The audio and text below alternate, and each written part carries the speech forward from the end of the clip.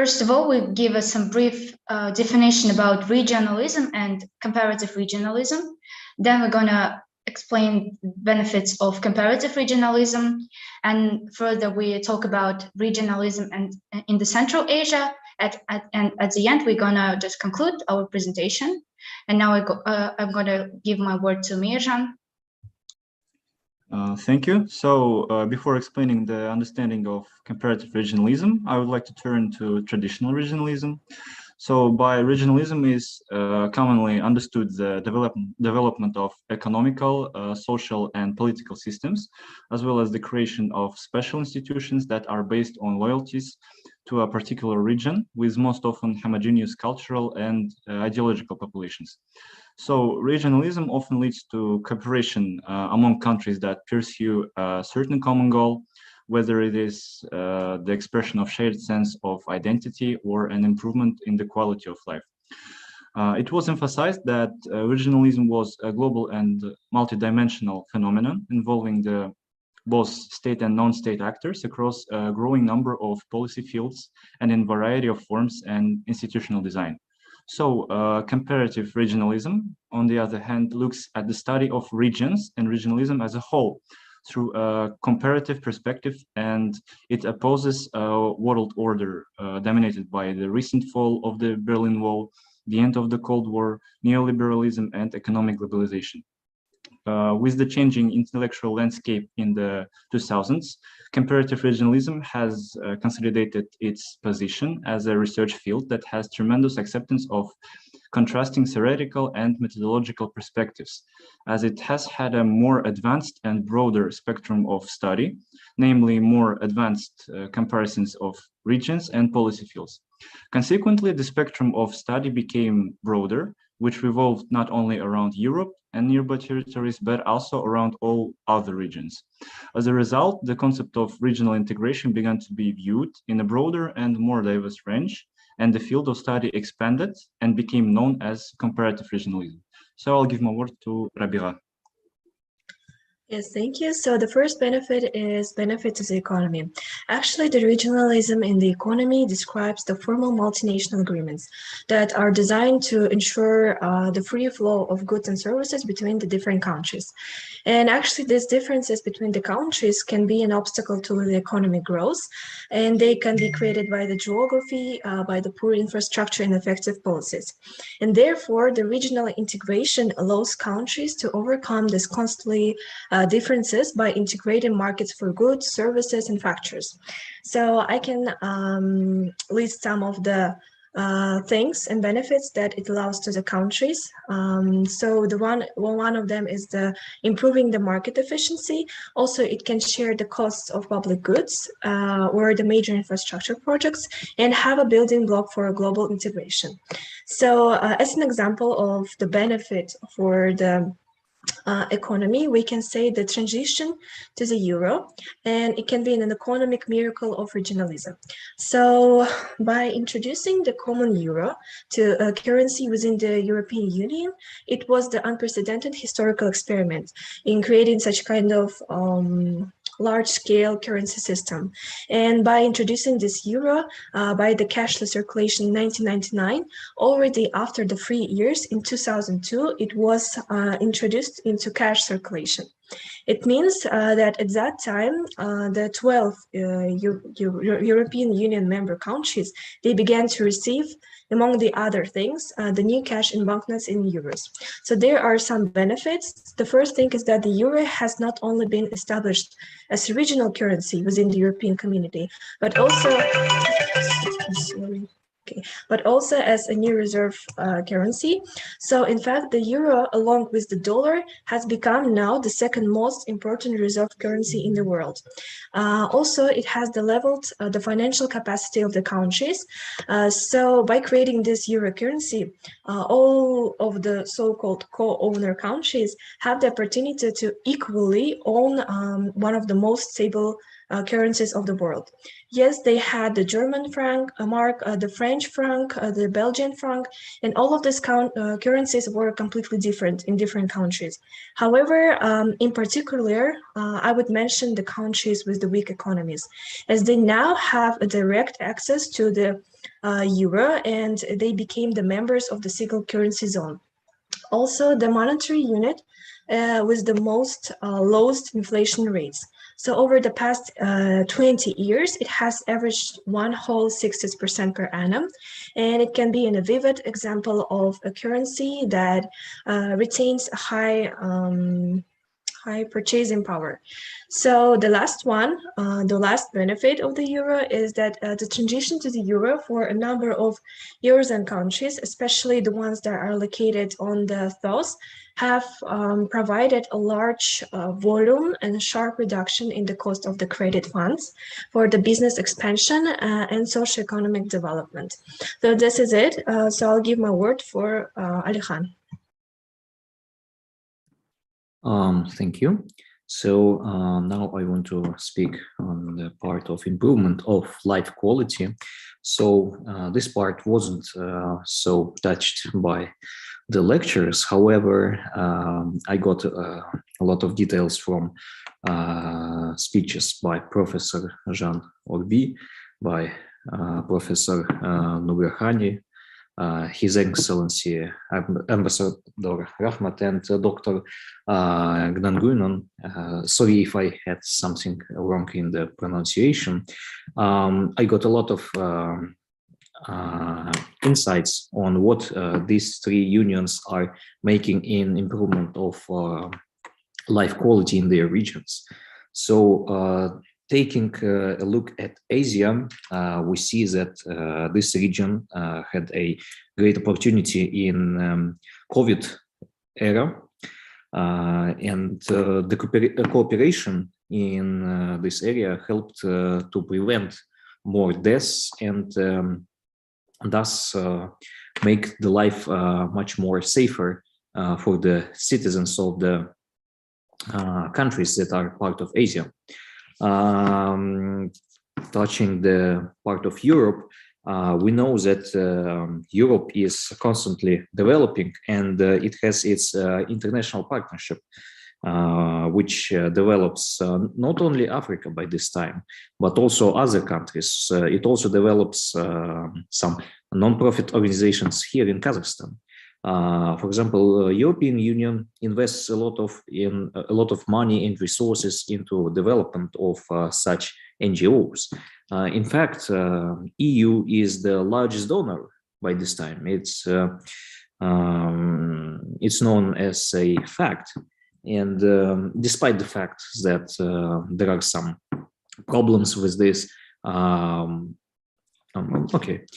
Despite the fact that there are problems with the financing, some bureaucratic issues, we know that this help makes the life better for the people who are deprived from the basic means of a comfortable life.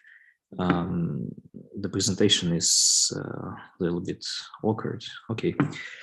Never mind. So also I want to take a look at the trade sector. Trade between Europe and Africa is a really important factor in developing the quality of life, because as we know, international trade from macroeconomics or from microeconomics, it helps customers almost all the times, because the prices are lower for the people. And we see that ASEAN and Europe are developing their trade initiatives like EPA, ASEAN +6. The newest one is RCEP, which consists of 30% of global GDP. Also, we know that Africa, despite being thought as a poor region, it helps itself in many ways in the security of, in terms of military, the security of agriculture and food industries, and this is all kept by APSA, African Peace and Stability Architecture, which is an ongoing project by African Union. And these organizations are really investing into the development of these regions. And we know that we may know from this part of the presentation that this is a great opportunity for people for gaining better life and better comfort of life. Thank you.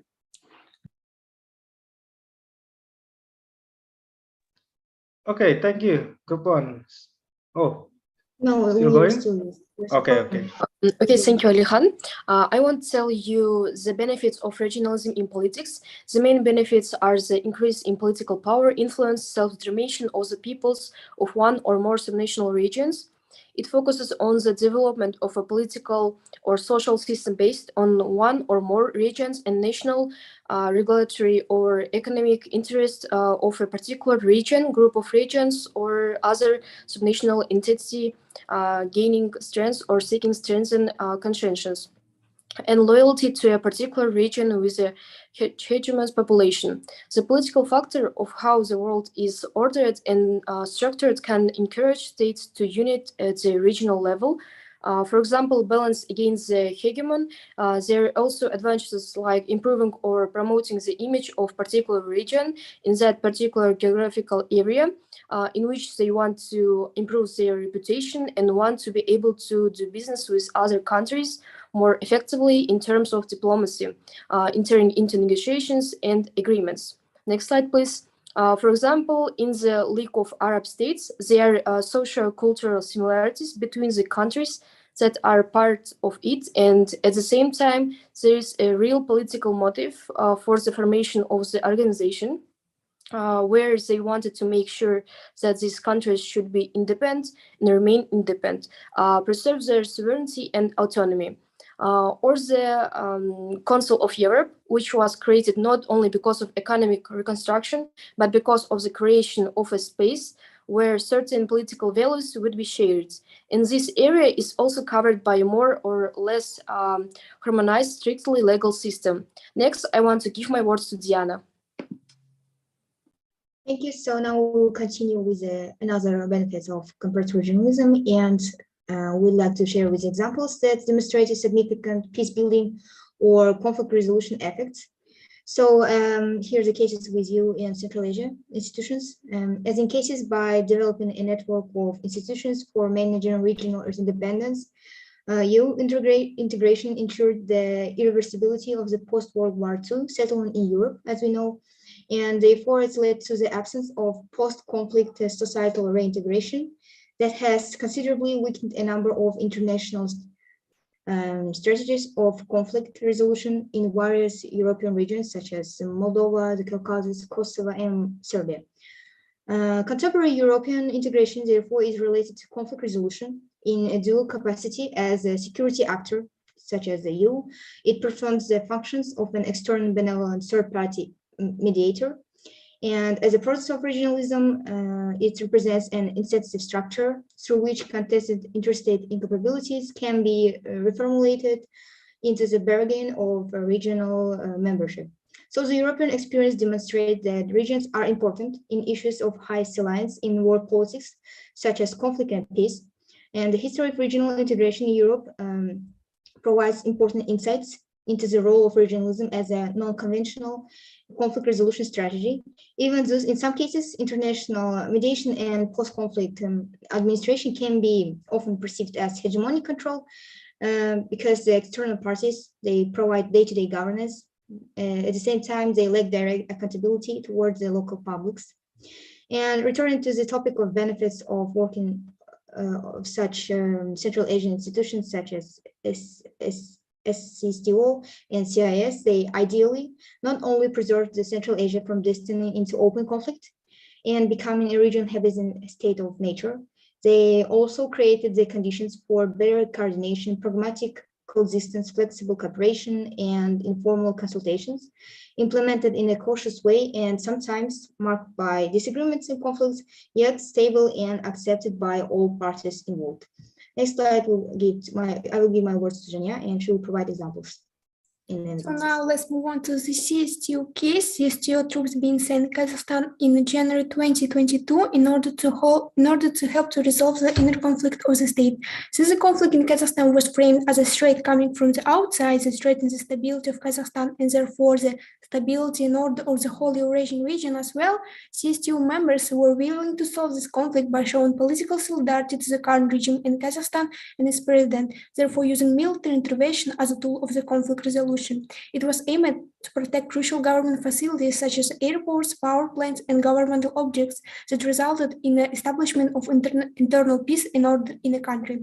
Thus, it could be seen that in case of the Eurasian region, conflict was resolved by the support and military cooperation of the member state. While coming to the European Union, it helps to promote democratization by the domestic liberalization of the country and therefore making more democratic reforms. Thus, conflict resolution in this case even transformed into the prevention of the conflict by institutionalization and democratization of the state, therefore promoting peace building. However, in the case of recent Ukrainian crisis, when the military conflict was already raging, EU resolution was the support of Ukraine by providing military and humanitarian aid, imposition of sanctions on Russia, and calls for the global solidarity. Therefore, it also shows that regionalism is a way to help to resolve the conflict by mediation, effort, bilateral talks, military cooperation or aid, or by the democratization process. Next slide, please. Now let's talk about regionalism in Central Asia. Firstly, as you know, Central Asia was a part of analysis since 1991, when the leaders of 5 Central Asian countries, they gathered first in Ashgabat, then in Tashkent to define Central Asia as a regional space. So we will consider shortly different regional phenomena to understand regionalism in Central Asia. The first is that there is a new social order is being built in this region, because the fact that the Central Asian leaders, they decided to meet in Turkmenistan for a third consultative meeting of August 5-6 in 2021 was very important. It shows a certain degree of institutionalization and diplomatic resilience. The next is regionalism with various constructed identities in Central Asia. As you know, we tend to consider that Central Asia is a region of common identity, religion, history, and similar languages. However, there are now new identities are constructed. For instance, Kazakhstan is very keen on demonstrating itself as the idea of Eurasian country. Uzbekistan speaks itself as a heart of Asia, since it is located at the very heart of the Silk Road. Turkmen speak of themselves as a Caspian country whenever they deal with Azerbaijan, Iran, Russia on the matters related to Caspian Sea. And Tajikistan, you sometimes can hear that it's a Persian country because they speak Farsi, so it's hard to pin down a single identity. Next phenomena is regional nationalism.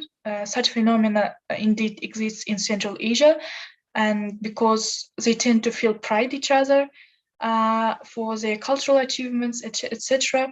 So this represents a sound basis to build a more stronger national identity, and Central Asian countries, they can be a bit narcissistic and preoccupied with self-praise and self-congratulation, because as you know, they are still in the process of nation building, state building. Hence, they want to ensure that they are legitimate states to exist.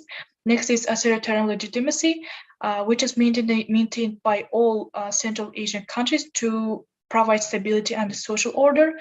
Next is regional organizations in Central Asia.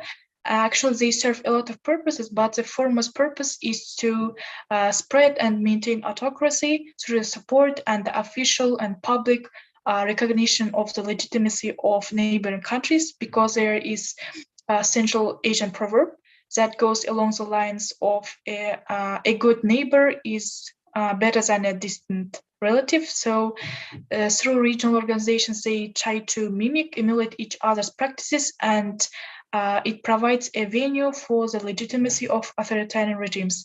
The last phenomenon is hegemonic regionalism, which is maintained by Russia and China mostly because they want to promote their own view of regionalism. For instance, Russia is pushing a regionalism that formalizes its role as an economic and military power through the Eurasian Economic Union and CSTO, and in which the principle of sovereignty sometimes is not acknowledged. As you say, some Russian politicians, they made statements like Kazakhstan that it has never been a state, and Russia is pushing more economic cooperation and infrastructural building.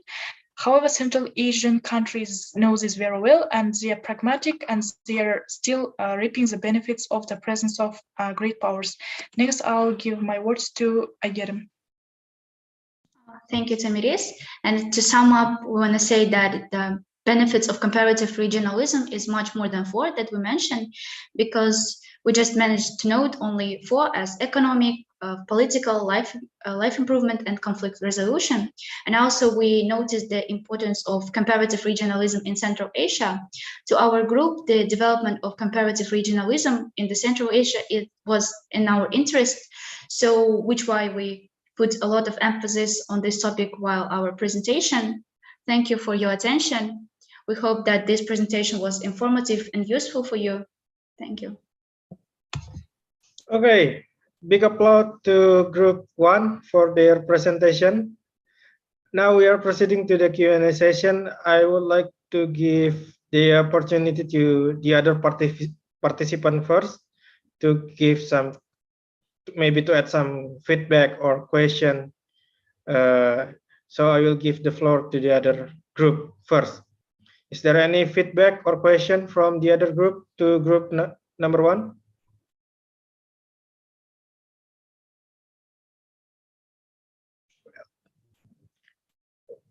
If not, I would like to give the opportunity first to our convener, Professor Iqbalyan, about the presentation on Group 1. Professor Iqbalyan, the Zoom is yours. Yeah, thank you so much. Thank you, Group 1.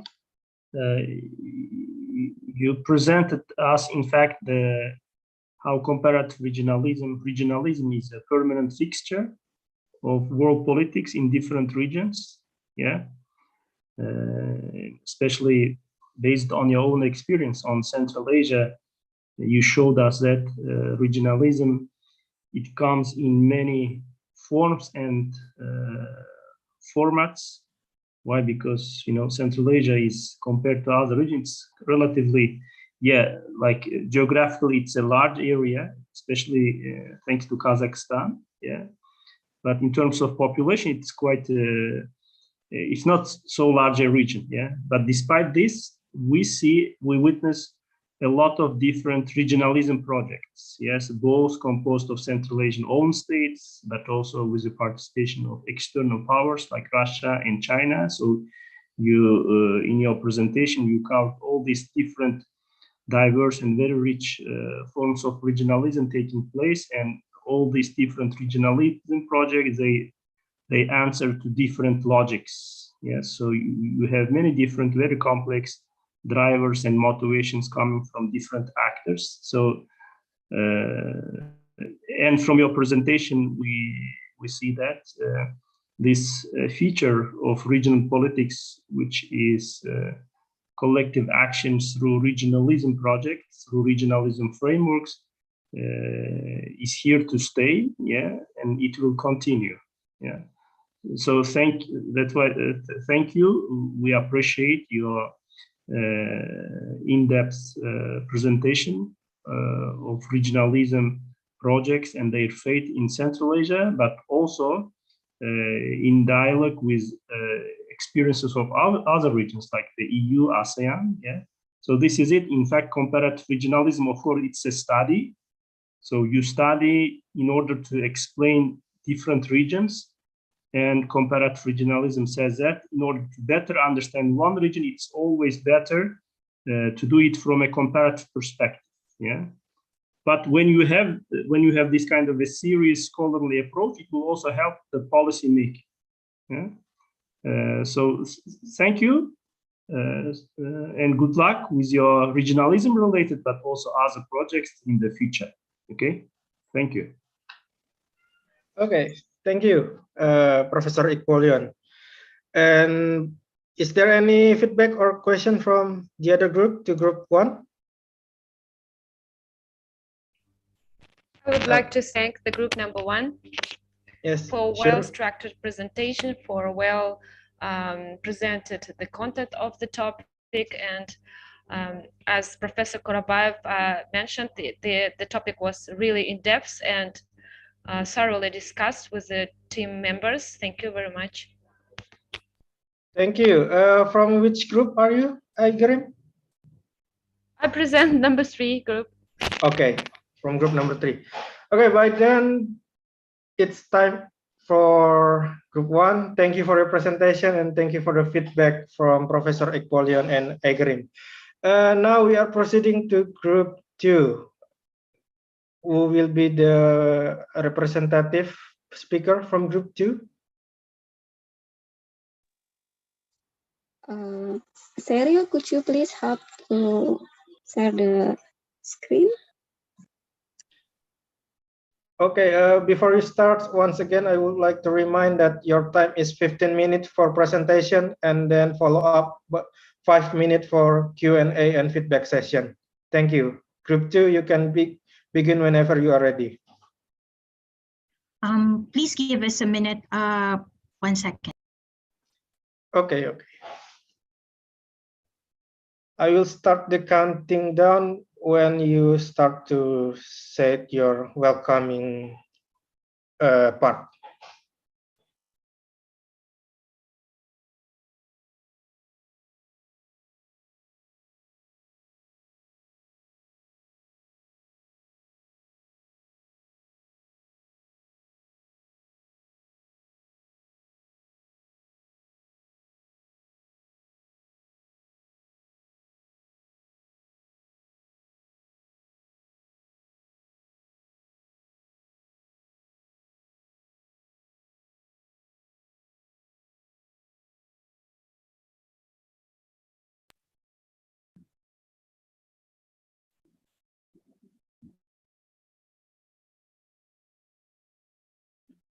I apologize. I am having some technical difficulties opening up the final PowerPoint presentation. I would like to request the other members of Group 2 if you could share the updated PowerPoint presentation. Or you can send in the chat, and someone from Erlanger team, our technical team, they can also show you on your behalf your presentation. Okay, sending it right now. Okay. Yeah, is it possible, Enrico? Yeah, it's possible. Committee are standing by for sharing the screen. Thank you. You're welcome. Thank you. I just sent it. Okay. Still loading. Well, I think when we prepare the group 2, I think group T want to begin the presentation. Group 3. Yes, we can. We could start. We're ready. Okay, maybe I will give the opportunity first to group T. Later will be follow up by group 2 when the committee prepared the PowerPoint from group 2. Is that Sure. okay for everyone? Thank you. Okay. Group 3, again, 15 minutes for presentation, follow up by 5 minutes for Q&A and feedback session. Group T, you can start whenever you are ready. Thank you. Yeah, just a minute, I will share the PowerPoint. Okay. Please let me know if everyone can see the PowerPoint. Yes, Yes. we can. Now I can will see. mute myself, so if you need to move on, just say next, and I will go next. Thank you.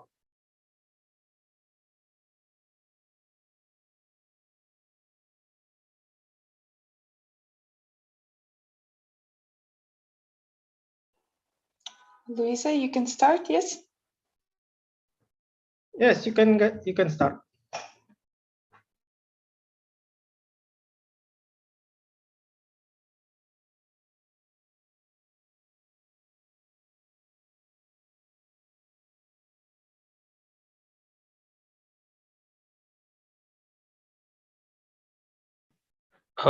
Luisa should be do the introduction.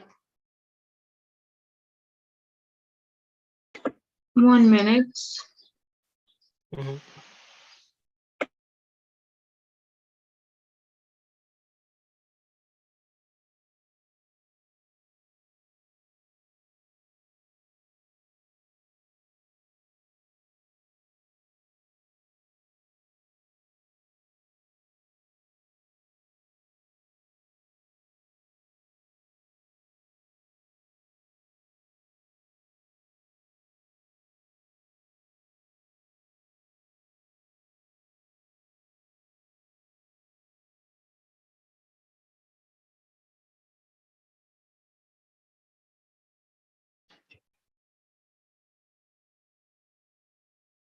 There is Luisa in the call now.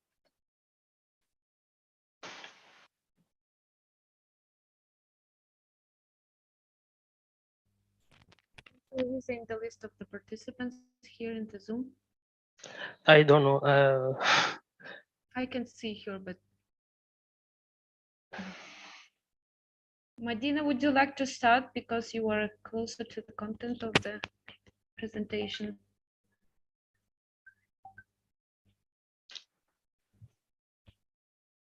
One minute.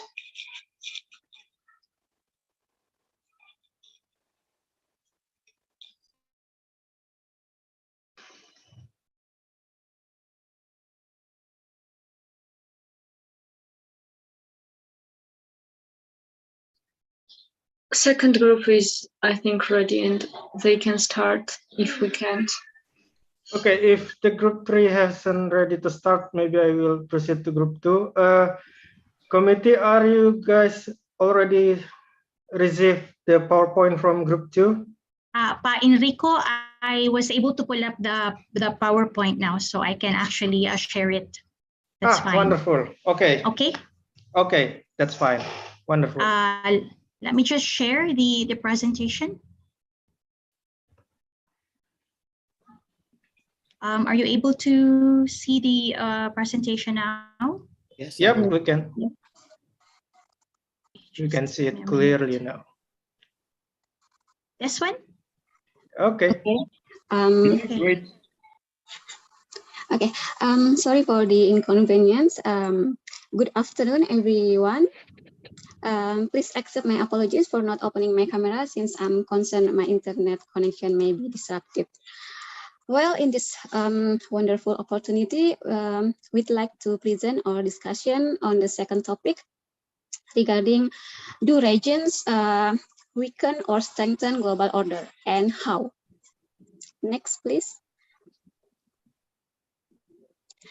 Here is our group members. We have 2 persons from the Philippines, Cyril with the background in regional integration, and Jemima Empelon.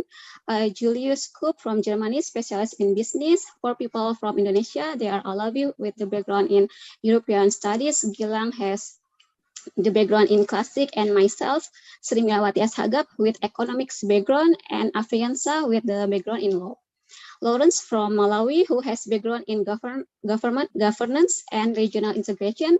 Zarak from Pakistan, specialist in health science. And the last but not least, from Kazakhstan, Aruzan, who has background in sociology. Giving you the background of each member will help you understand our point of view on the subject, and will also help you set your expectation for us. And because we come from 3 continents, Asia, Europe, and Africa, we'll be proud to call ourselves a rich regional group, if that's okay. Well, we've divided the presentation into 4 parts. Before we get to the main discussion, we'd like to talk about how we define regions from our point of view. The key principles of global order will be discussed next. Then we'll be ready to discuss if and how regions hinder or strengthen global order. Finally, we'll come to a quick conclusion. Well, I'll hand over to the first opportunity to my friend Cyril. Without further ado, go ahead and the floor is yours. Thank Thank you, Mila, and good afternoon, everybody. It's a wonderful opportunity to be here and to be able to share the discussion which we shared with Group 2. So I'm just going to briefly share with you the definition of region as it came out of the discussion. And this is what region is for us in Group 2. A world that is more decentralized, adaptable, inclusive, representative, and legitimate.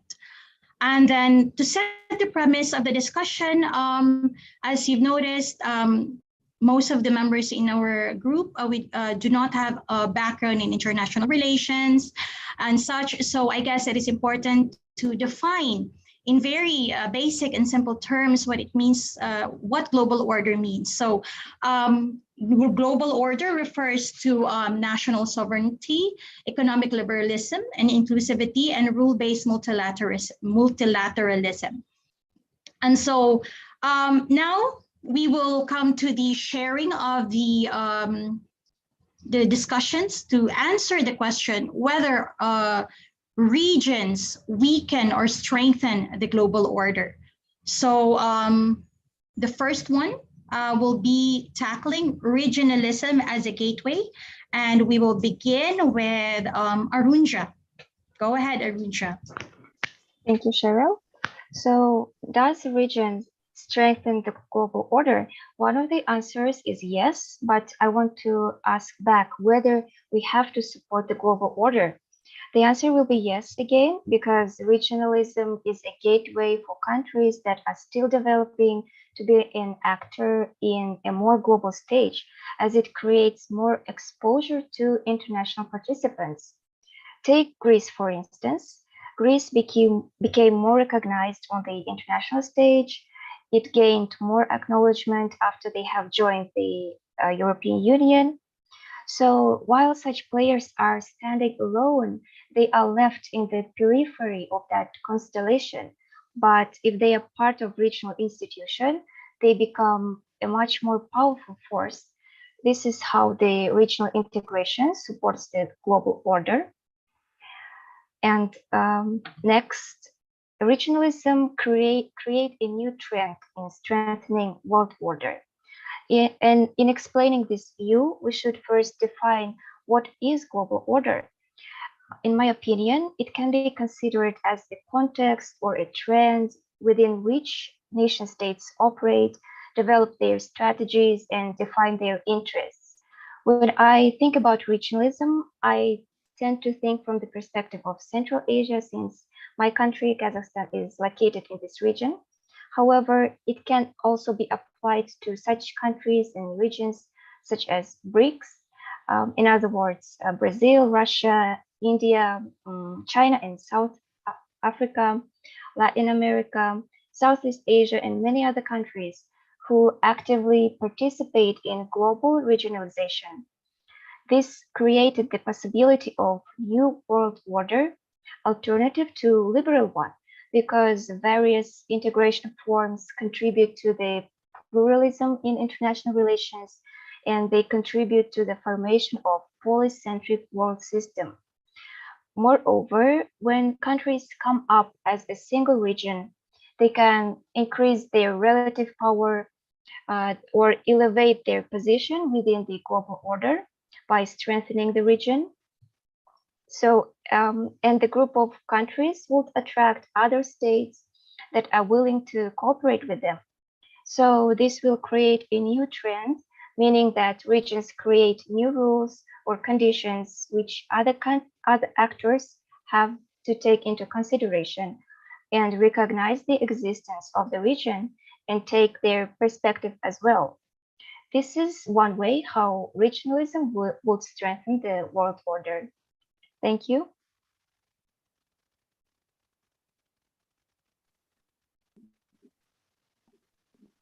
Mila, go ahead. Okay.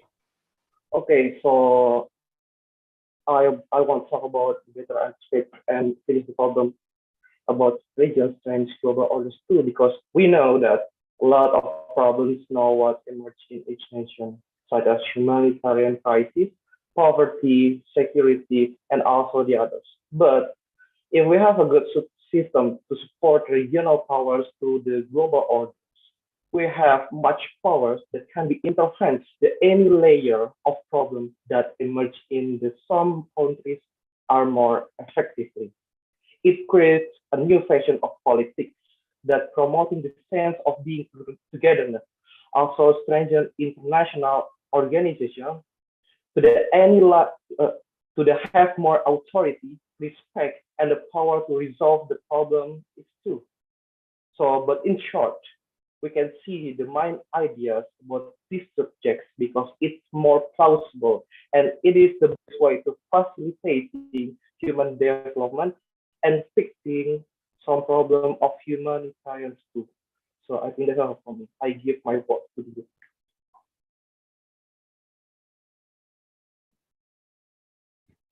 Next is Ju.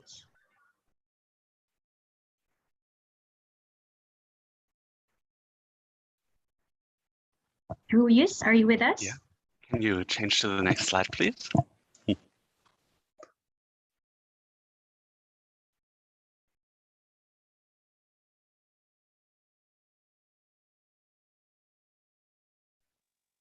Cyril, could you please proceed to the next slide, please? Yes, I'm trying. It's not moving. I'm sorry. No problem. I don't know what's happening. Can I, maybe I'll stop share and reshare? Apologies. Yeah, no problem. Oh my gosh. Okay, I hope this works and it's not working. Okay.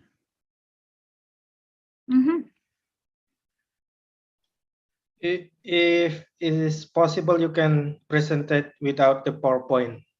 Yes, maybe. yes. Okay, sure. Yeah, I'll do that. So,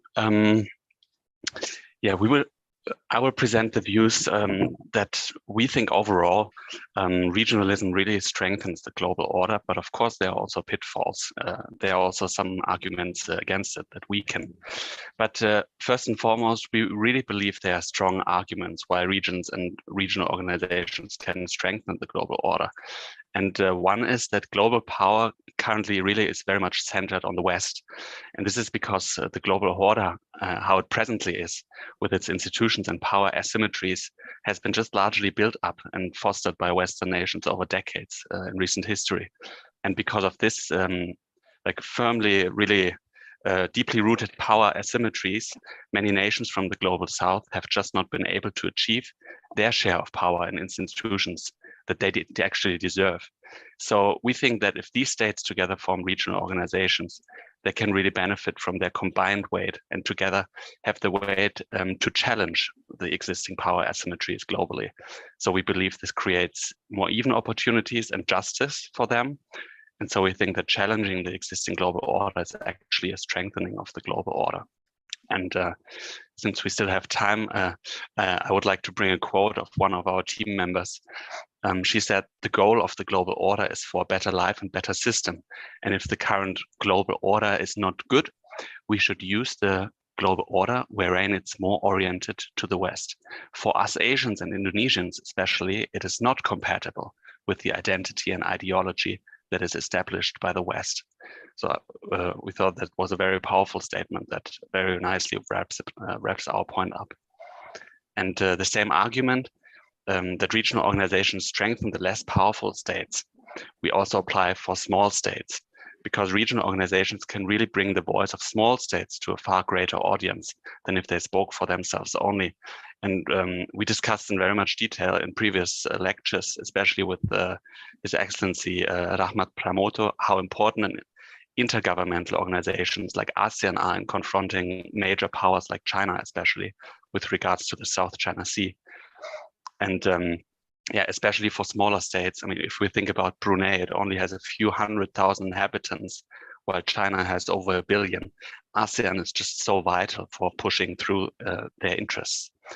However, and now we come to the point of weakening the global order, we also need to anticipate that if we give states a platform in a regional organization, states can either use this platform to bring forward goals such as democracy, the rule of law, or human rights, or they can actually also use their increased power to turn against the values of this organization that they joined, and thereby actually undermine or even hijack an organization's policy agenda. And just to give an example here, Hungary is such a case where this has recently been brought up, but many examples exist from many nations, because they all have their own interests, right? But with Hungary recently, they have oftentimes actually turned against the fundamental values of the European Union, and by undermining the goals and values of an organization they join, even the smallest nation can actually achieve the power by joining a regional organization. But does Germany not undermine EU values when they are buying Russian oil? Totally, absolutely. That's what I said. Every nation has their own interests. So it's not only small European European countries or EU members who undermine EU values. Absolutely not. But the point that we are, dear Piotr, let's wait the end of the presentation and then you can engage. So we have Q&A session. Yeah, I'm sorry. Yeah, it's a very good question, and that's exactly the point that we want to achieve with that we actually want to make here. That small nations can become very powerful, and Germany, for example, as you mentioned it, in itself is already a large nation with a large influence. So the influence is already there. But of course, because when small nations join a regional organization, they also get this platform. So the point is, large global powers often don't have a good influence, such as, you mentioned Germany or the UK or the US or China. But now we will have a much greater amount of states that actually wield such a power.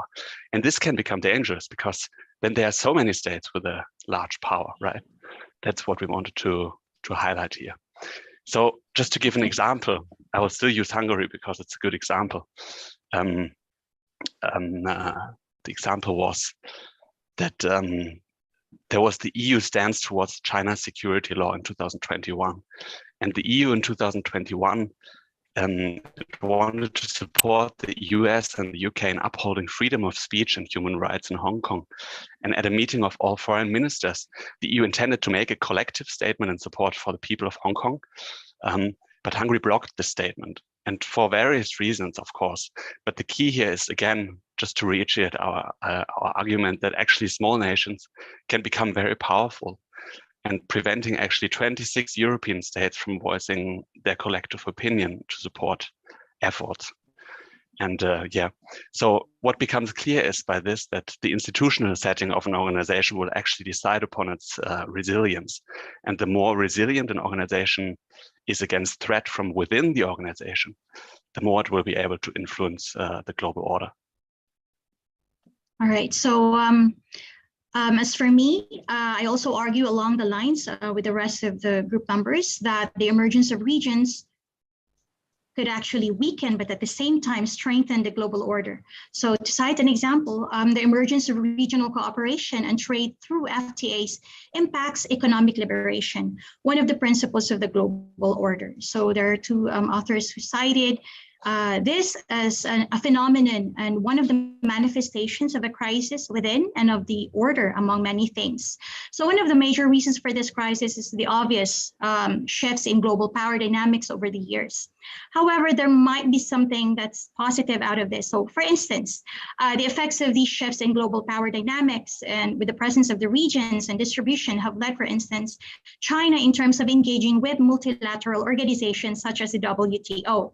So I subscribe to the idea that these challenges, the regions, we consider it as a challenge to the global order, would in fact serve as an impetus of transformation within the global order, which to my opinion will work to strengthen and to improve the global order. So that's one of the arguments that I've shared with the group.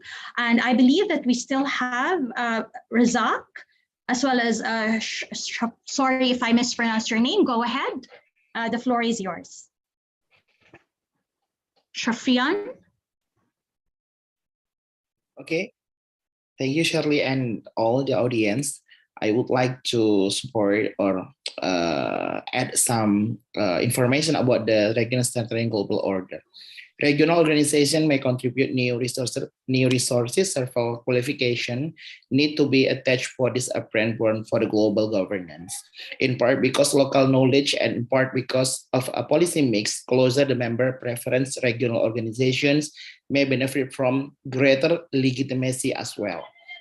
And the end of all our discussion, their resources may be directed to the narrow aims of their members rather than the global purpose, or may not be useful to the same degree as global resources. In some case, such as in the case of the Asia, is especially in our discussion, such as transboundary haze pollutions. This is about the case occurs in Asian, and each member of the Asian discuss how to overcome these cases rather than adopted any recommendation for the global. That's the strengthening the new idea of the regionalism. Thank you. Thank you. And Razak, the floor is yours. Okay, so I would like to add that regions, they can also strengthen the global order by playing the role of a regional power, and it is important, and they play an important role in trade within the regions.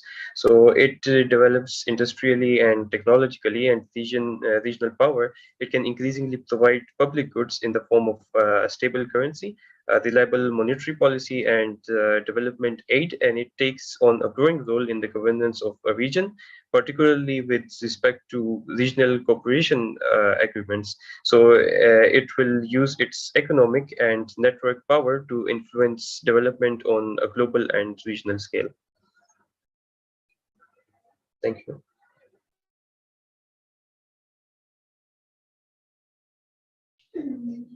Okay, is it done? We have a conclusion actually. For some reason, I can't pull up the slide again. It's not working. But let me see if I have it here. Maybe we'll just read it out. Afriansha, do you have a copy? I'm so sorry. This technology is not being friends with me today. My apologies.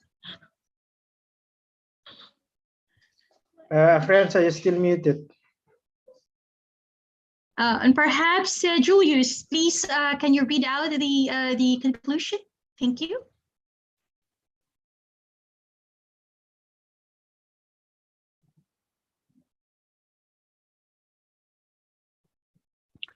Yeah, just had to go through. Okay, so yeah, our conclusion is that the majority of the group members actually share the same opinion, that regions strengthen the global order, rather than their weakness weaken the global order. So we think very positively about regionalism. Thank you, everyone. Thank you very much. And thank you for bearing with us and the technical difficulties that we are experiencing. Okay, a big applause for group 2. Thank you. Thank you very much for your presentation. Now we are going to the Q&A and feedback session. I know Piotr is wanted to have discussion, so for the first opportunity, I would like to give it to Piotr. If you want to still have something. I'm sorry for interrupting before. I just wanted to make a comment that, you know, an example of Hungary or another country in European Union, the new member states, is very often abused for the purpose of observation to show the situations when a particular member of state doesn't comply with the line of the foreign policy created in Brussels, which is basically inspired by Berlin, Paris type of thinking, the tandem of Europe. What I want to say is that we need to remember that with organizations like European Union, it's not only 2 leading countries that should have a say about the policy of European Union or another organization, regional organization for that matter, but also we need to take into consideration the collective desires of all member states. So even if I personally don't agree with what Hungary is doing, I would not use it as an example to just throw stones in the EU direction, basically. So my apologies for interrupting. I should have saved this question or comment for later on. But in general, I get your point, Julius, because Hungary hasn't been the easiest EU member, but they also have a point with certain things. Totally, I totally agree. And that's why I said before I mentioned Hungary that actually this applies to all states, because of course all states have pursued their own interests, right? I mean, we discussed it in the summer school. I think states don't have friends, they have interests. That's the key matter for states. And that's why I really just wanted to bring this example, because I found it so interesting, because it's about actually the fundamental values of the European Union, upholding democracy and the rule of law and free speech and human rights. And I thought it just fitted well, because China is also such a point of contention for many here in the summer school I've seen, because of ASEAN, of course. That's why I brought up this example.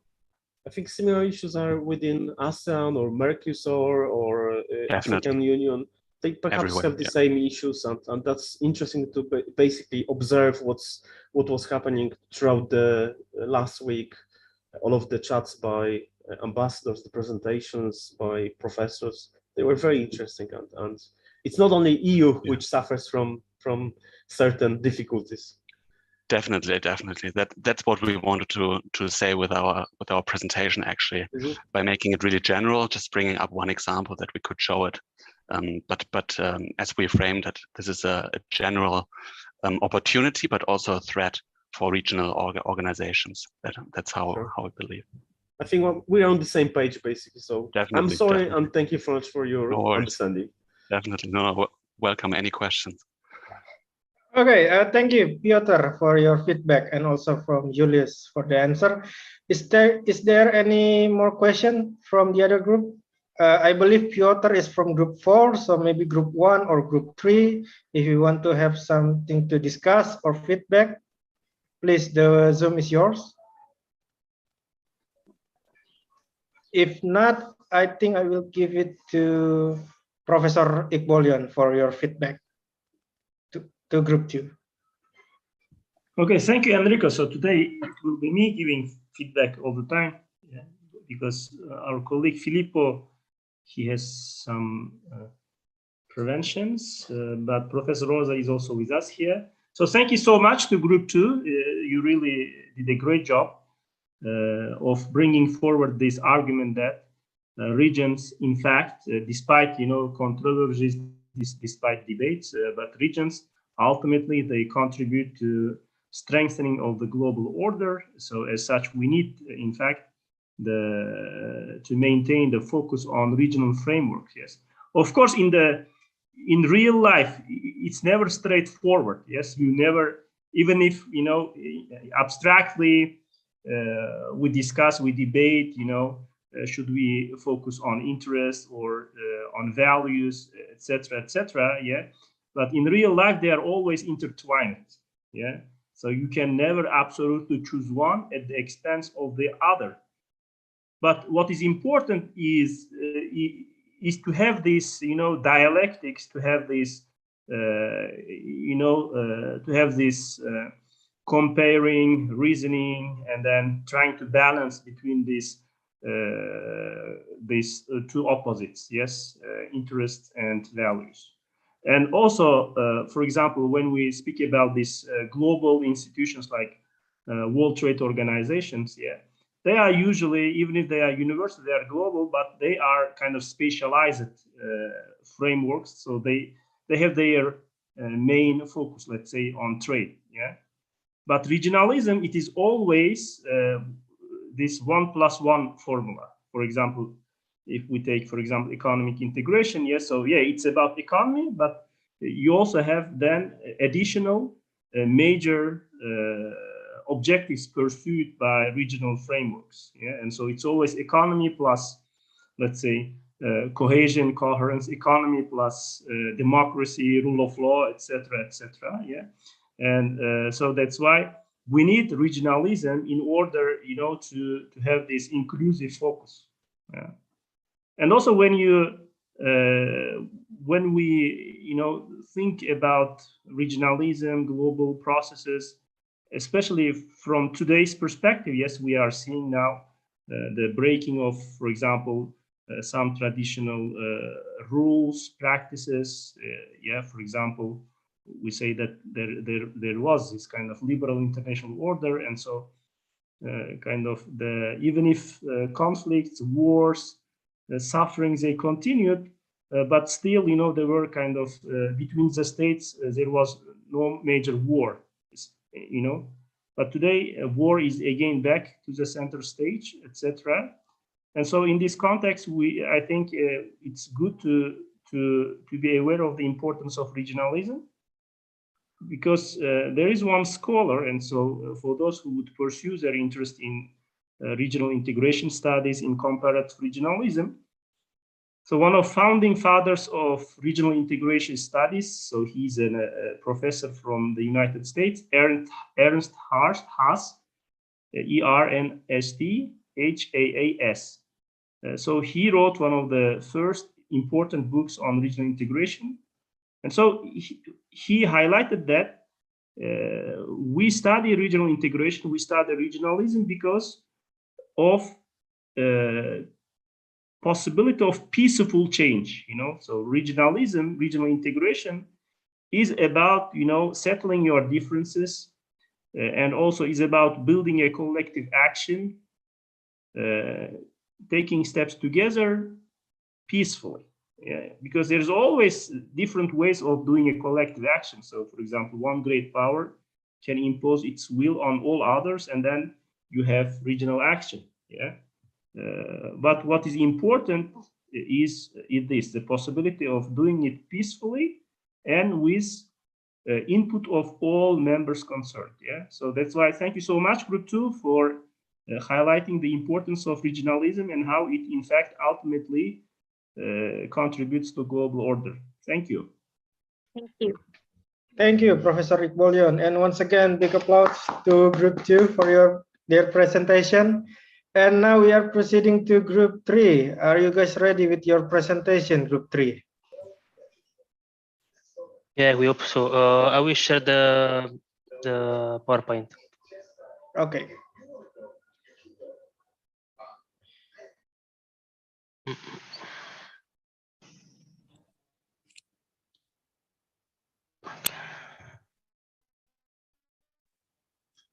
Okay. So our group's topic is about the regional and global issues. So first of all, I would like to mention that as this year begins, 2022, the COVID-19, the pandemic situation, and its influence for the economic and societal consequences continue to pose a critical threat to the world. And our group, which is consisted of the representatives of Georgia, Germany, Indonesia, Kazakhstan, we maintained the main points of the problems and answered for them in a globally and also in the regionally way. And next slide, please. So to start, there were such topics as the climate change and the pollution, about the territorial and border conflicts with the migration crisis, and regional responses to these issues. And also one of the most important things about the climate change. And we will mention also about the organization as the World Meteorological Organizations. And it's all about that the world has experienced a second major crisis, a war on the top of the pandemic, and the risk eroding much of the progress is taking into the geopolitical and the economic blocks, and the risks also of the progress. For this risks we have made over the past 2 years, climbing from the COVID-19, we will try to discuss and answer and the main regional responses there.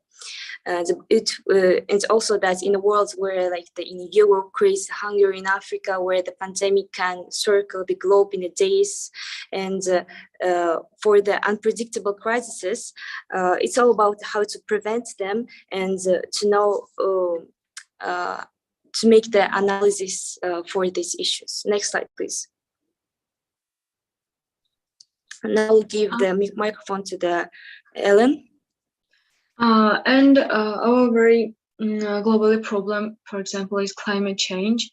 The global temperatures are rising and are estimated to increase 2.6 degrees Celsius to 4.8 degrees Celsius by 2100.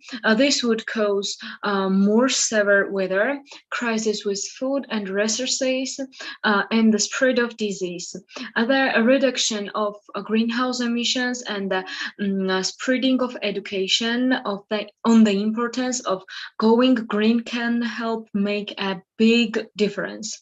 Lobbying government and discussing policies to reduce carbon emissions and encouraging reforestation is an effective way to making progress with climate change.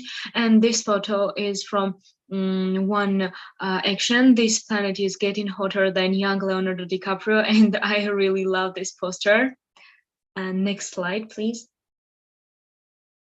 Also, the findings of the annual update include that the annual mean global near surface temperature for each year between 2022 and 2026 is predicted to be between 1.1 degrees Celsius and 1.7 Celsius degrees higher than pre-industrial levels. The average over the years from 1815 to 1900. These studies show with a high level of scientific skill that we are getting measurable closer to temporarily reaching the lower target of the Paris Agreement on climate change. The 1.5 degrees Celsius figure is not some random statistic. It's rather an indicator of the point at which climate impacts will become increasingly harmful for people and indeed the entire planet, said WMO Secretary General Professor Peter Talas.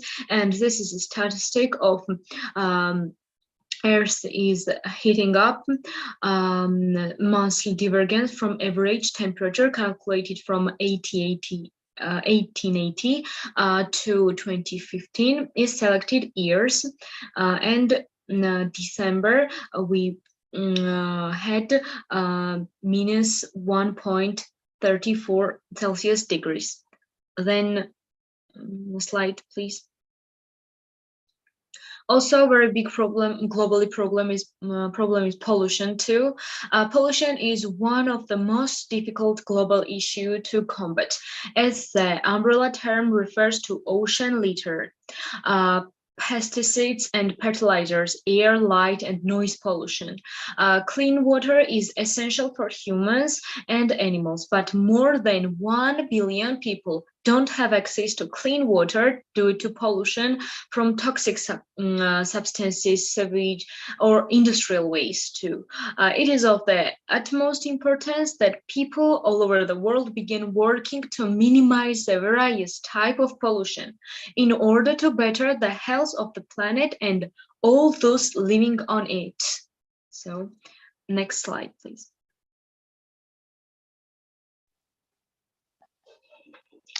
Okay, I will continue. Can you hear me all? Yes, we can. Yes. Okay, all right. So I will be talking about global responses to climate change and pollution. So the first one is the United Nations Secretariat has adopted a new 10-year climate action plan aimed at transforming its operations to achieve a 45% reduction in greenhouse gas emissions and sourcing 80% of electricity from renewable energy by 2030. The plan is aligned with the United Nations System Sustainability Management Strategy and the recommendations of the Intergovernmental Panel on Climate Change. Next slide, please. Now let's look at the timeline of the Yes, here. Now let's have a look at the timeline of the global responses this issue has received. So there were 3 conferences. The first one was in Stockholm in 1972, and world leaders met there and established the United Nations Environmental Program. Then there were conferences in 1992 in Rio, and the third one was in Johannesburg in 2002. There, the world leaders and different heads of states from 178 nations met to develop plans for addressing environmental issues. I also forgot to mention here the famous Kyoto Protocol. I want to highlight its importance. Here, such issue as pollution and climate change, it needs a more global response rather than regional, and I would give a proof here why. Kyoto Protocol ended in 2012, right? And by that time, from 1992 to 2009, there was an increase of 40% in emissions globally.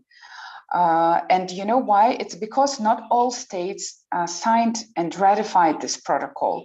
For example, the United States and China, 2 of the world's biggest emitters, produced enough greenhouse gases to mitigate any of the progress made by nations who met their targets. So I think after Kyoto Protocol, the lesson was learned. Then now we came up with a better plan, which is the famous Paris Agreement, which sets out a global framework to avoid dangerous climate change by limiting global warming to well below 2 degrees Celsius and pursuing efforts to limit it to 1.5 degrees Celsius. It also aims to strengthen countries' ability to deal with the impacts of climate change and support them in their efforts. And the Paris Agreement is the first universal, legally binding global climate change agreement adopted in Paris Climate Conference in December 2015. And it was signed by all countries, but it was ratified by 193 countries, except for Iran, Libya, Yemen, and Eritrea, if I'm not mistaken. So such issues like this pollution and climate change, in this particular issue, I feel that global response would be more effective. Thank you. I would pass on to the next speaker. Hello, everyone. So I will be talking about the migration crisis. The problem of migration today is one of the most acute in the world practice. Record-breaking numbers of refugees and migrants are moving across international borders, fleeing life-threatening situations while seeking better opportunities elsewhere. More than 2/3 of all refugees originate from just 5 countries. Those are Syria, Afghanistan, South Sudan, Myanmar, and Somalia. In each of these countries, war and unrest account for the high numbers of displaced people. As we can see from the figure, Syrians make up the largest single group of displaced people, with nearly 13 million living in displacement. Now, moving on to the next slide. Global response to the migrant crisis. With an objective to solve the issue of migration, it requires the efforts of not one single country, but the entire international community. There have been many programs and initiatives at the global level aimed at resolving the migration issue. Here we will meet 2 of the global responses to the migration crisis. The first one is Global Compact for Safe, Orderly, and Regular Migration. The UN General Assembly meeting on 19th September 2016 brought countries together around one purpose. Member states reached an agreement by consensus on a powerful outcome document called the New York Declaration for Refugee and Migrants. This set in motion a process of intergovernmental consultations towards the development of a global compact for safe, orderly, and regular migration. The process concluded on December 10, 2018, with the adoption of the Global Compact by the majority of UN member states at an intergovernmental conference in Morocco, followed closely by formal endorsement by the UN General Assembly on the 19th of December. The second one is UNHCR 10-point plan of action on refugee protection and mixed migration. The 10-point plan was issued in 2006 by the United Nations High Commissioner for Refugees to assist governments and other stakeholders in integrating refugee protection aspects into migration policies. The 10-component plan offers practical, protective measures and strategies that can be adopted as an element of an effective and coordinated response to the problem of mixed displacement. UNHCR has also developed a compilation of practical examples to highlight a range of practical tools developed across each of the areas of the 10-point plan in different countries and regions. They illustrate how states and other actors are endeavoring to grapple with the difficult challenges posed by mixed movements. Now I pass it on to the next speaker. Thank you. So I will continue this topic with the Janelles, but I will try to answer for this question with the regional responses. So when we talk about the migration crises, it's a little bit, could be difficult for measure this problem, as is due to this nature, this problem is related to the crossing borders. So therefore, it's important that the regional associations and the unions approach the issue at the regional level. So actually also this was emphasized that in the reports, it's necessary to create the sub-regions on the separate issues, including this migrant policy. So as one of the examples, I can provide that the many regions are characterized by this problem with the migration policy. And for example, in the Southern Europe is a constant struggle between the African migrants. So far over, there were 32,000 people have tried to cross the border illegally. So it became that thousands of people die every year. And how like Europe Union doing to respond this? So the Europe Union has special programs for the migrants in terms of social, financial, and housing conditions. So, for example, between the January to March, there were 85,000 refugees and migrants arrived Italy, and including another migrants from the Bangladesh, Egypt, Tunisia, Pakistan, and so on. And also, for example, as you can see in the presentation, there is like the way migrants enter Germany, and as we see before the migrants arrives in Germany, they have to cross the borders of the other countries. So this is where the needs for unification across the region and existence of common policy arises. So how does the European Union cooperate, for example, with this African on the migration? On this basis of its approach to migrants and mobility, the European Union is running a broad dialogue with the countries on the African continent. So we can separate them for the bilateral, regional, and the continental levels. So for the continental level, we can say that mention about the African Union that is strengthened the migration and the border management, smuggling of migrants, return, and the readmission, as well as the addressing the roots causes of irregular migration.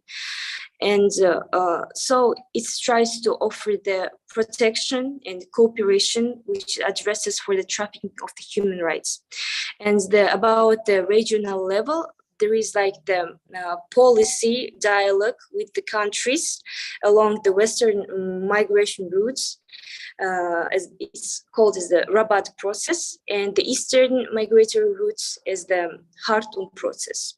And the regional dialogues are underpinned by the concrete actions plans and the financial resources.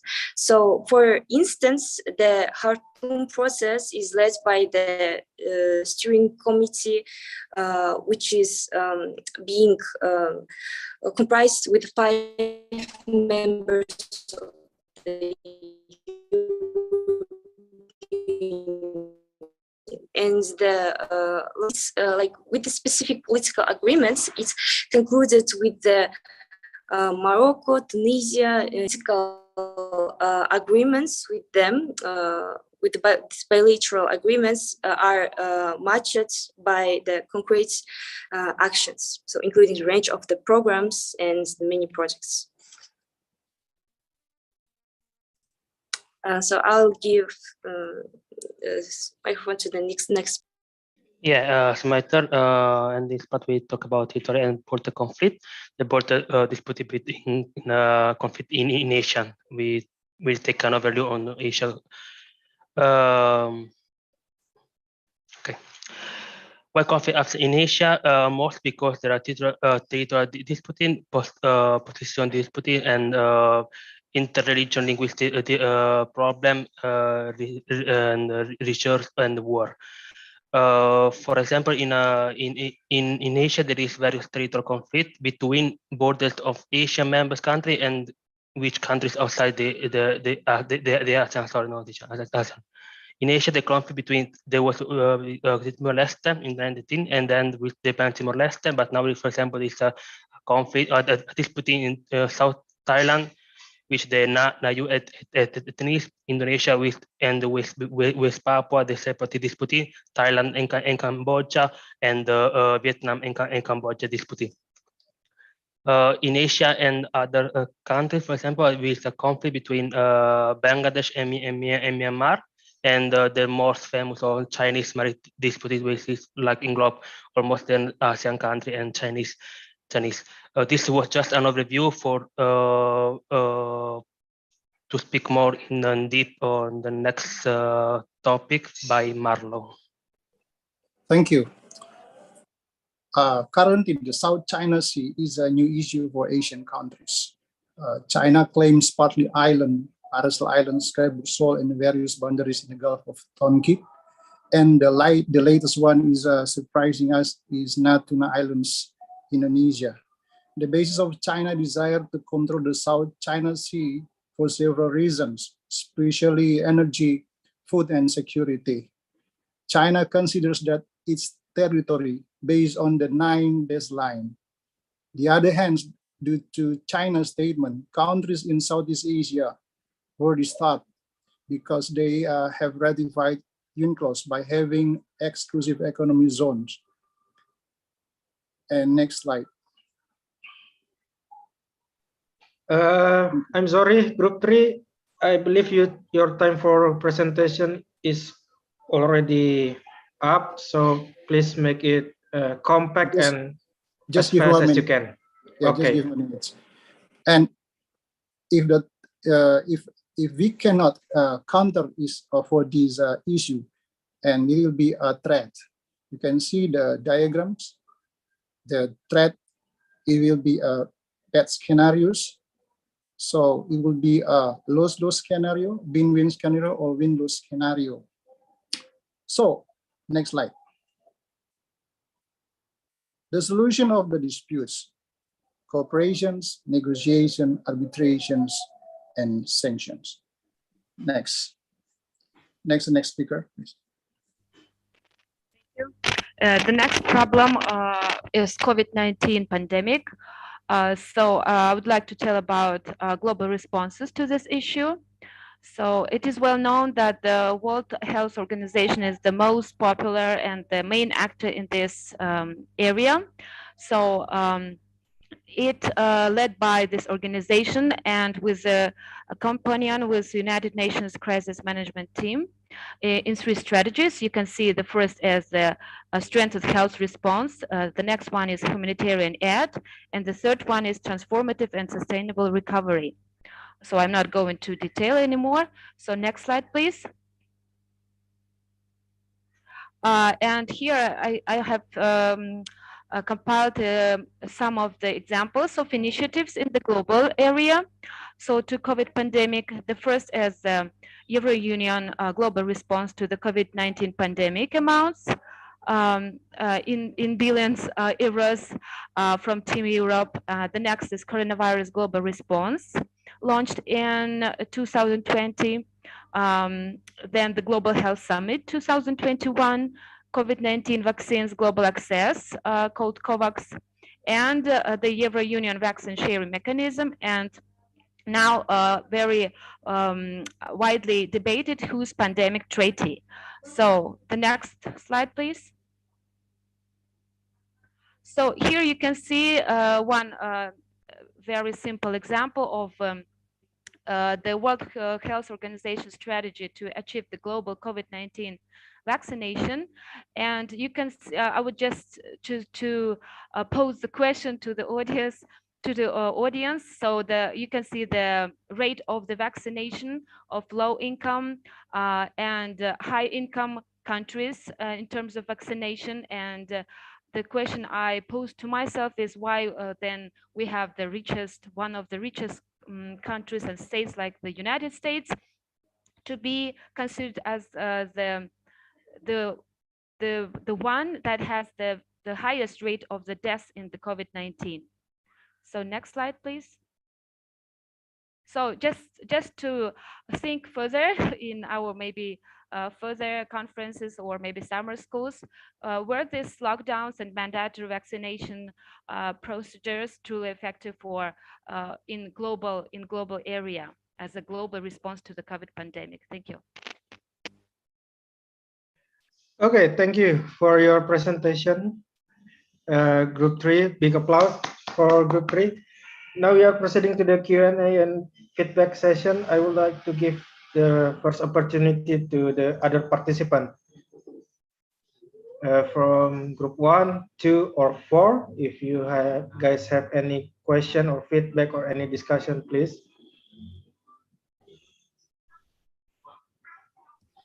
I just wanted to say something, if I can. Yes, yes. Okay, so it's Piotr from Group 4 about the migration crisis.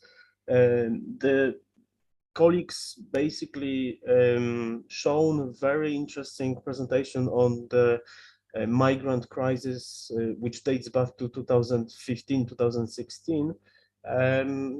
But I think we could focus on the migration crisis, which is unfolding in terms of the Ukraine conflict, which generated more than 5 million refugees, and the migration routes heading to European Union have changed. The direction is different. So just one comment.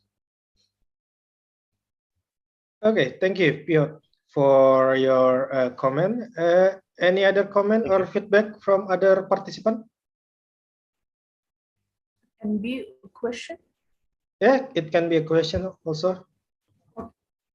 So related to this presentation, my question regarding the environmental activities.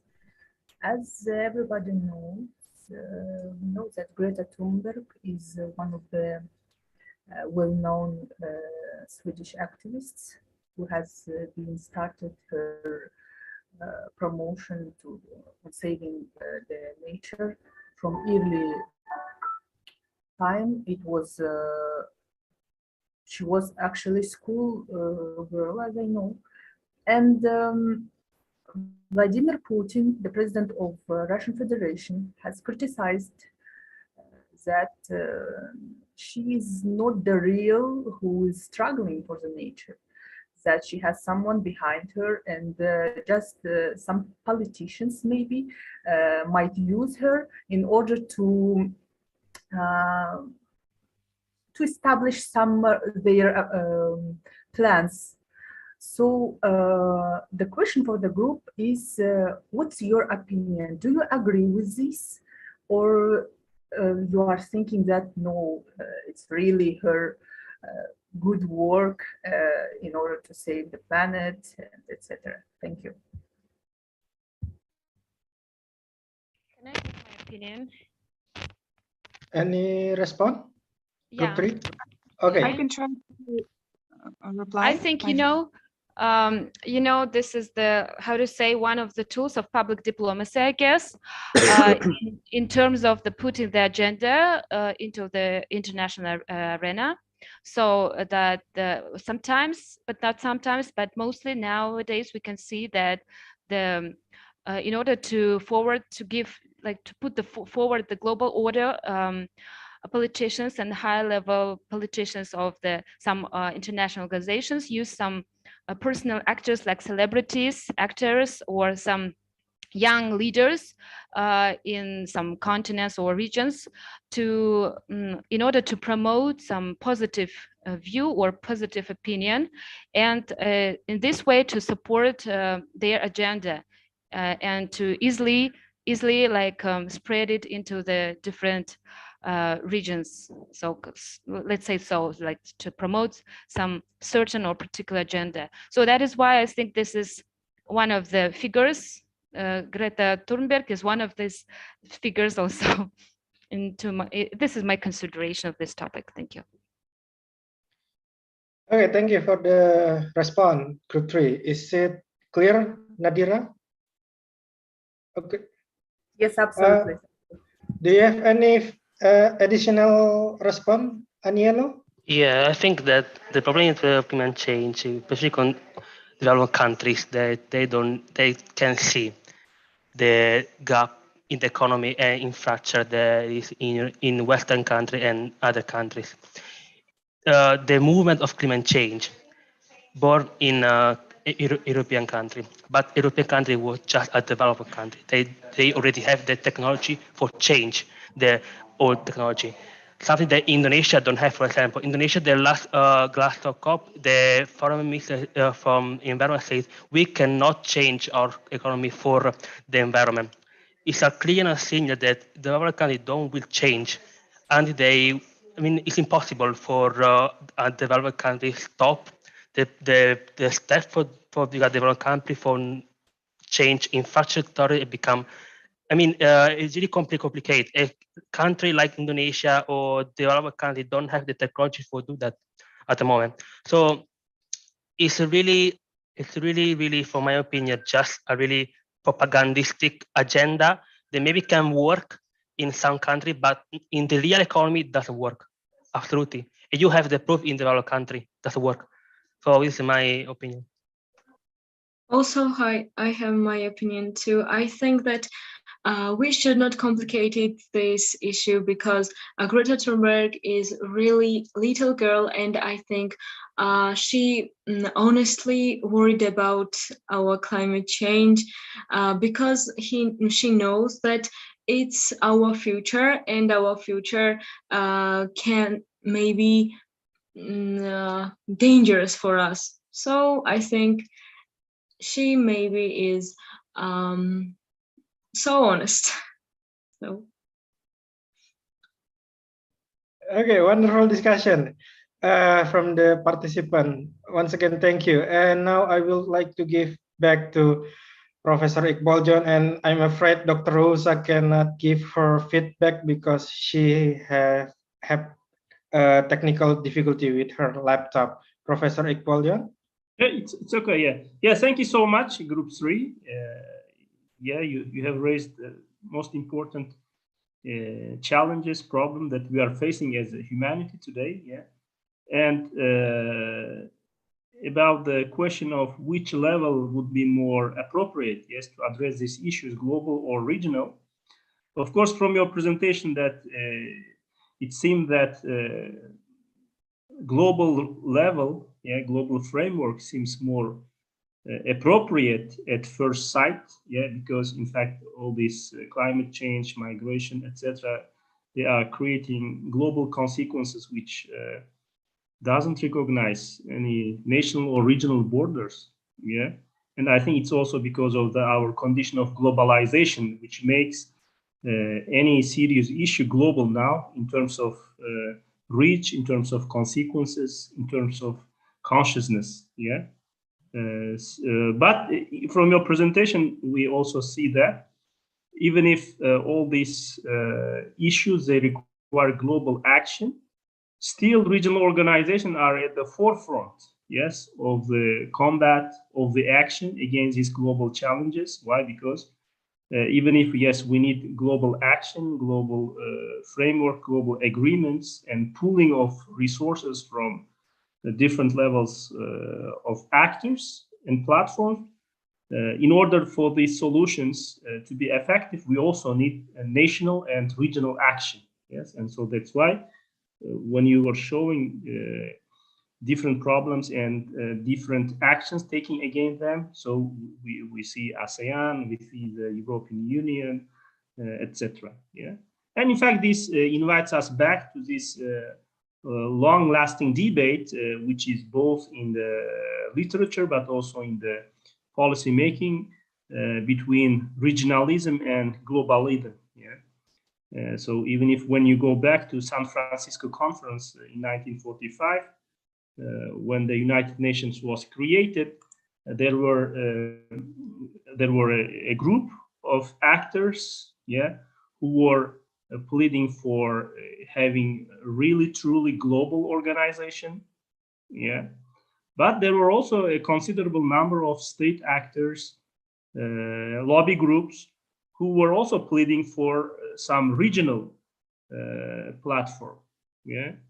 And then this debate between globalists and regionalists, it resulted in the actual form of the United Nations, which in fact combines these logics of regionalism and globalism. So you have the United Nations, which is a global organization, yeah, but it also has regional commissions, yeah, and so the UN itself is a kind of a compromise, kind of a coexistence between global logic and also regional logic. And so these two logics, yes, sometimes they conflict, but they contribute to each other. Yes, so they also, in fact, contribute to improve each other, and so they need each other to sustain their own existence. Yeah. So thank you so much for reminding us this. In fact, the parallel existence of global and regional frameworks. Great job. Great job, Group 3. Big applause once again for Group 3. And now, but not least, Group 4, you can start whenever you are ready. Hello there. Thank you very much for the floor. And I would like to thank you for the invitation on behalf of myself and all of the members of the Group 4. We've been discussing European matters, but the whole summer school was preoccupied with global agenda. So this is interesting to basically get to know different perspectives, and that's our group basically achieved, because our group has been consistent of at least 14 scholars from different locations. I don't have a PowerPoint presentation, but I have word presentation for you today. We have views from Kazakhstan, from Africa, from Spain, from Indonesia, from India, from Indonesia again, India, Spain, India, China, India, Poland, and I think there is another two participants of the group who contributed to this presentation. So when we talk about Europe as a model of regionalism, it's not only European view. So don't be afraid. We incorporated various presentation on various points of view, starting with Mohammad Reza Soleimani, the PhD candidate from Euromed University, who suggests that when it comes to Europe as a model for regionalism, in his opinion, it is a precursor of regionalism, the European Union, in the post-war environment. And EU type of regionalism has been overtaken by new regionalism. And this approach is resonating now in media and in academic world and in politics as well. So he pointed out that in terms of EU, it's important to see various dimensions like economic, political, legal processes, and he's convinced that micro drivers of regionalism reflect the features and geography of regionalism in Europe. When it comes to Nadira Kuralbayeva from Faculty of International Relations at Eurasian National University in Kazakhstan, who shares my passion for Syria and Syrian conflict. Basically, she says that in terms of new regionalism, it's a good strategy for European Union in the time of crisis, because the current state of regionalization process of European integration is not perfect after pandemic. The EU High Representative for Foreign Affairs and Security Policy, Ms. Mogherini, suggests that only the European Union can combine trade policy, environmental policy, humanitarian aid, development assistance, and security work. Therefore, having accounted various restrictions on the path of territorial expansions, the process of development of European Union from the point of view of the concept of new regionalism did not stop there. The EU has stepped over the boundaries of the region and focused on formation of non-territorial instruments for the expansion and the influence of the EU. She touches on various agreements like free trade agreement between EU and Canada, as well as United States, bilateral agreements, and including China. So this is a very interesting opinion, which I will send to everyone. We need to cut down on time, so I will skip to Ega Arminda, the Master of Management candidate at University of Diponegoro in Indonesia. And he is giving very interesting perspective on macroeconomic perspective.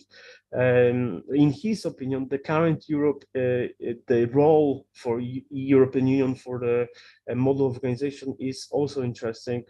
From his perspective, the Europe regionalism has promoted progress for its transitions among member countries by establishing resilience, surveillance of economy and monetary integration, including using a single currency, euro. And he's giving a very interesting example of Greece and France, Germany, England, Portugal. So I will refer you to this one because it's very interesting in respect of the Maastricht Agreement and how the Greek country basically behaved after 2008 financial crisis, and how EU behaved, how the European Union treated Greece after this crisis. Diana Aytimurzina from Kazakhstan thinks that it is a critical point in the financial market and macroeconomics perspective, and bureaucratic flow in decision making needs to be discussed in this context, because there is many intrigues in decision making process. And again, she brings example of Greece and the disputes, the Greek-Turkish dispute in Cyprus. When it comes to Shalin Sain, a junior researcher and copy-editor from Organization of Research on China and Asia from New Delhi, India, she thinks that EU common security and defense policy is aimed at military and civilian capability development. However, CSDP reforms have also often been slow to materialize, lagging behind in terms of reforms. Multiple factors indicate towards the need for urgent reforms. Currently, the EU is facing instability in the Middle East and North Africa, including these that have contributed to the migration crisis. And then she touches upon the conflict in Ukraine from the perspective of annexation of Crimea. When it comes to my good friends, Cyriac Pampakal, I'm sorry for the pronunciation of the name, but he already forgave me. European Union is a good example, but we need to remember about all of the shortfalls of this organization, because it cannot be only an executive club of wealthy members. This organization fails on diverse and constructive rejuvenation plan for these countries, which are affected by economic crisis. The wealthy countries in Western Europe do not help countries in, let's say, southern part of the continent or eastern part of the continent. The historical reconciliation from the perspective of German-French reconciliation is strong, so that gave an impetus for creation of European Union. But when he touches upon the different organizations to treat European Union as a comparative study, he points out that, for instance, in Asia, the biggest problem is lack of reconciliation between Japan and China, and Japan and South Korea. So in order to provide for regional organization in Asia, certain issues have to be first resolved in order to move forward. He also mentions about the Brazil and Argentina, India and Pakistan, Saudi Arabia and its neighbors, that they experienced similar problems like France and Germany after the Second World War. And he's quite right about it, as a matter of fact. But he says that EU is heaven for peace, prosperity and security, because we overcame certain historical differences after the Second World War. So taken in all, it's a good example, and it's a success story that contributed to economic prosperity of the whole continent. Of course, Brexit is one of our downward moments in terms of European integration, because Britain has left European Union, but other members will soon join, so don't worry about that. Let's move to Andrian Haro, PhD candidates in management from University Brawijaya from Indonesia. He's approaching European Union from the perspective of supranationalism. And he points out that regionalism can be defined as a growth for social integration and interdependence at the regional rather than global level. He points out that when it comes to the limitation of European Union, for instance, the monetary union is still not completed. So this project is still ongoing, but everything is ongoing in European Union, so it's nothing new. It's just that he has a valid point here. Not every single country wants to accept euro as a common currency. So European model as a source for inspiration for the rest of the world in this particular aspect may not be appealing. So this is a valid point. I will refer you to this argument. When it comes to Professor Miguel Sevilla Duro from Spain, he points out that when it comes to Spanish way of approaching this regional organization, we need to make sure to point out that it hasn't been easy for Spain to join European Union. But once all of the issues, democratic deficit has been overcome after 1975, it became it became easier for this country to be integrated with the rest of the continent.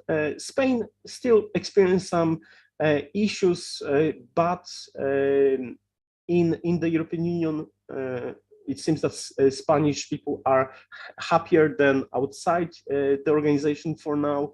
And he points out that when it comes to EU ongoing integration process, there are certain challenges like Brexit, anti-European populism, and the war in Ukraine. So we need to refer to European Union not as a perfect example for regional organization, but still this organization is able to be shown as a textbook example. When it comes to Soumya Avashti from India, from New Delhi, Dr. Avashti suggests that European Union is one of the biggest regional integration and regional examples for various reasons.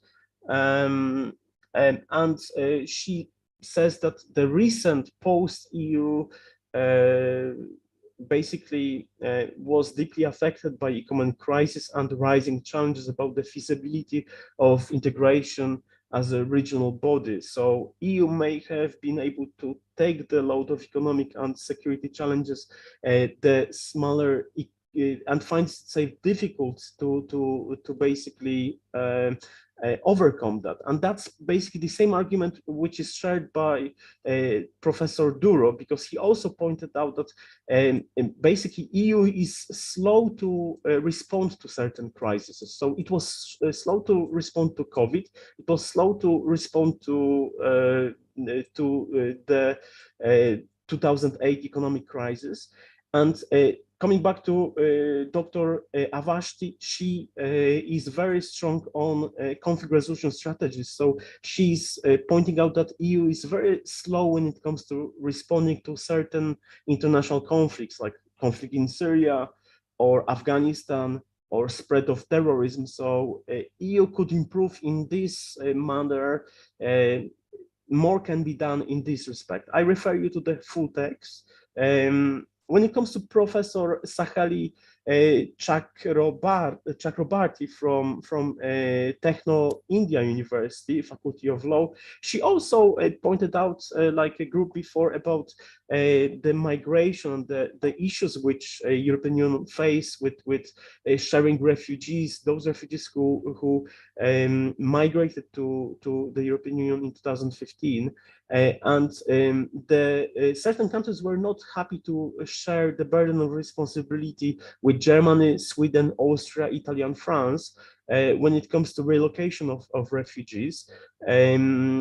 She did not mention anything about the current crisis in Ukraine, but that can be also basically added to a conversation, because when it comes to basically refugee crisis, the direction is not southern from Middle East, Turkey towards Germany and France. Now the direction of refugees from Ukraine towards this part, and and southern routes. Southern route is now this one. The northern Eastern European route is this one. So basically all of the refugees, or most of the refugees from Ukraine, end up in Poland, Slovakia, Hungary, Romania, and partly Macedonia and Bulgaria, but some of them are on the route to Germany and France. So the direction has changed. So this is something which our group needs to add to this presentation. Switching to Mrs. Chang Chen from Su Enlai School of Government, Nankai University. She will soon pursue her doctoral degree. She pointed out that the establishment of the Schengen era and Eurozone demonstrated the success of European integration. So this is a diverse view from the view of, for instance, Mr. Harrow, because our group is very diversified and we respect the differences in opinion, and we incorporated all of the leading views in our group to show that it's not only about the objective truth about this organization, and it's also about perception of this organization. So Ms. Chen suggests that EU can only be seen as a model of regionalism in economic sense, not in political sense, because in terms of political sense, it's not a federation or a super country. It still has a lot of things to do in order to achieve that. When it comes to my humble individual, I specialized in the politics of Middle East and Islamic world, and I perceive the global reality at hand from the perspective of international relations theory, geopolitics, and conflict resolution strategies. So surely, from my perspective, EU is a textbook example for successful regionalism. I'm not sure about the new regionalism, but surely successful regionalism. But the situation after Brexit, after 2016, and how messy it became with the Irish Protocol, only illustrates that we are not fully integrated when it comes to political on federational level. And as much as certain countries or certain regions in Latin America, Africa, and ASEAN can learn from European example, we can also learn from their examples, because we are not as much integrated as they are in certain fields.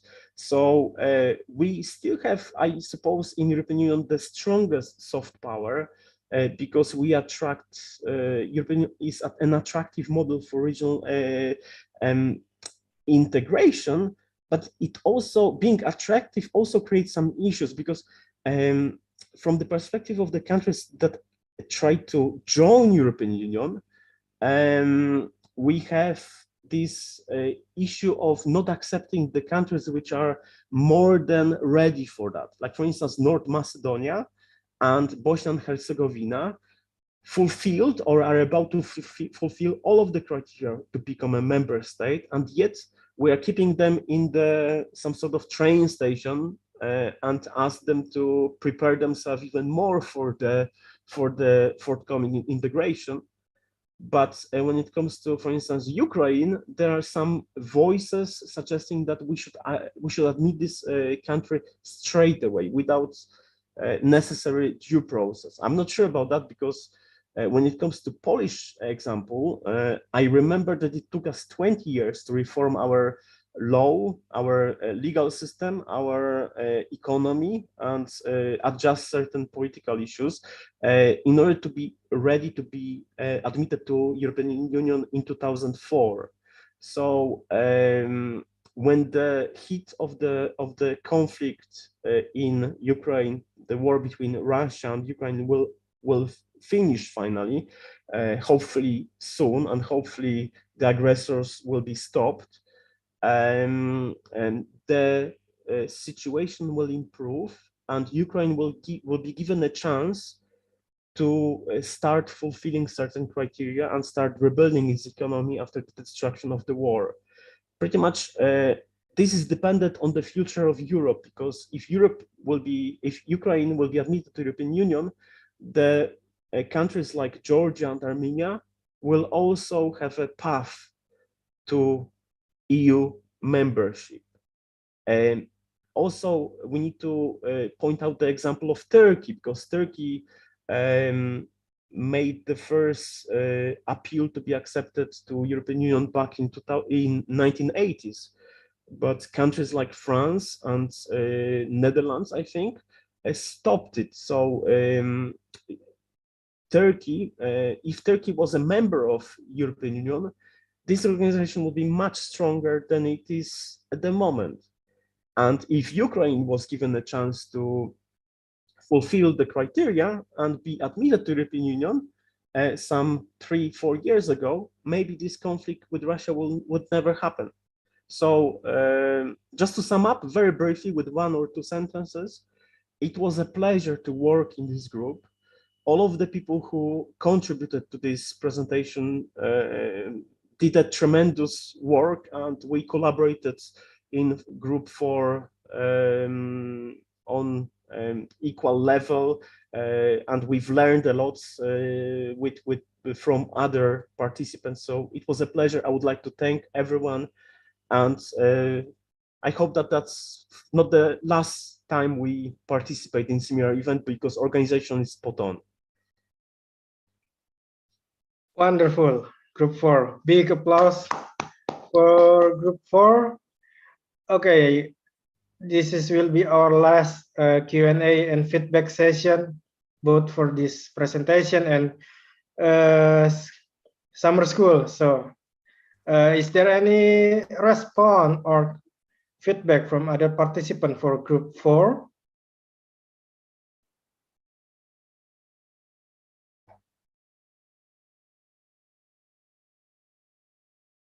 Any response?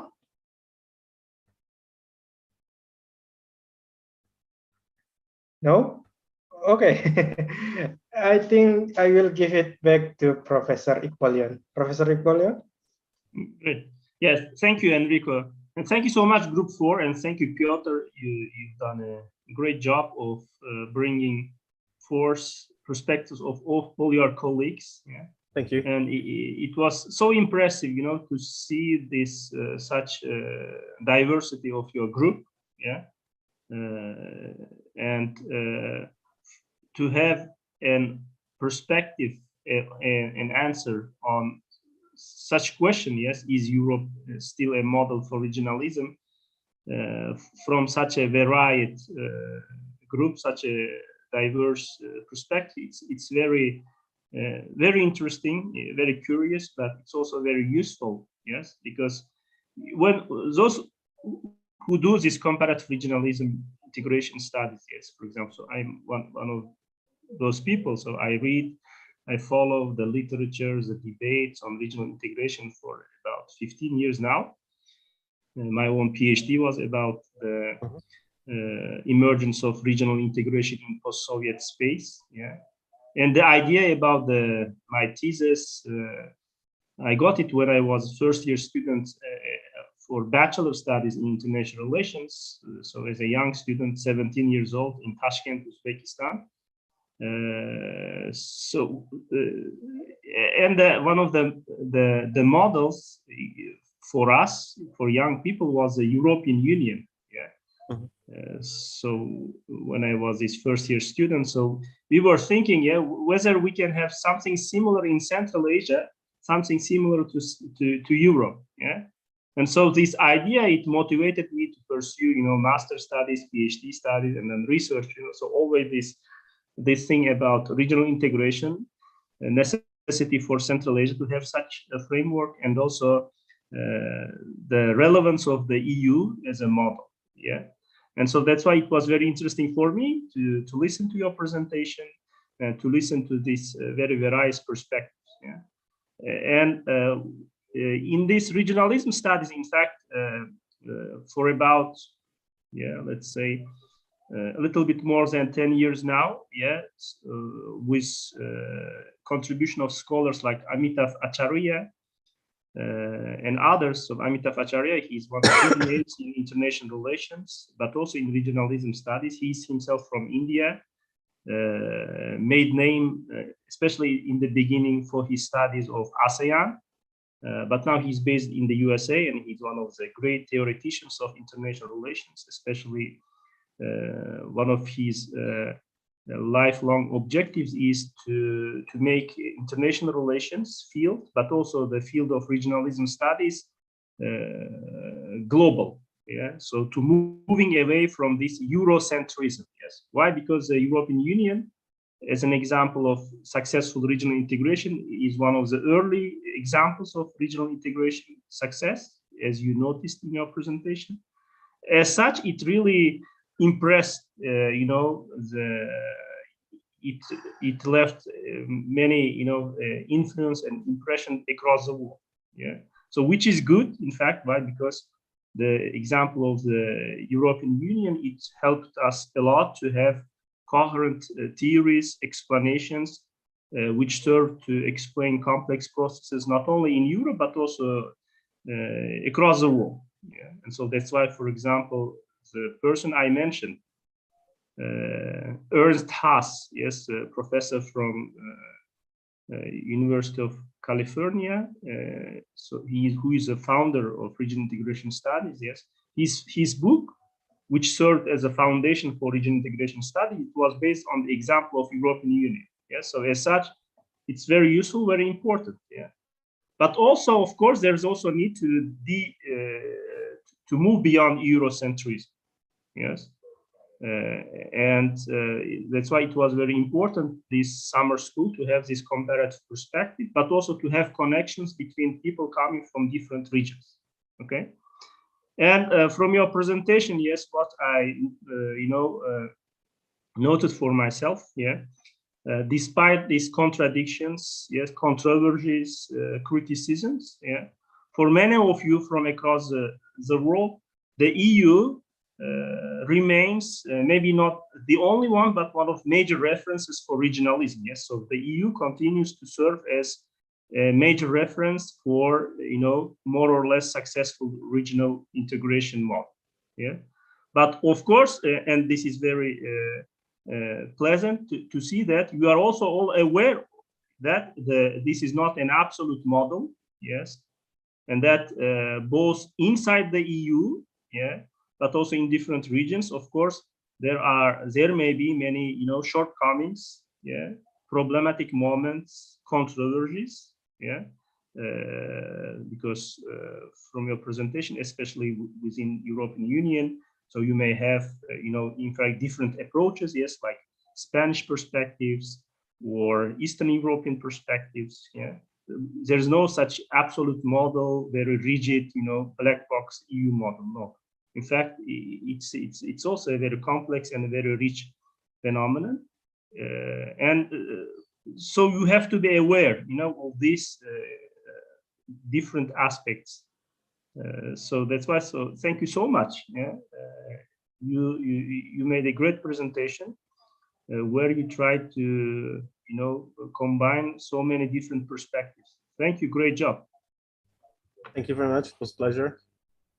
Thank you, Professor Iqbal Dewan. And also thank you once again for Group 4. Great applause for your presentation.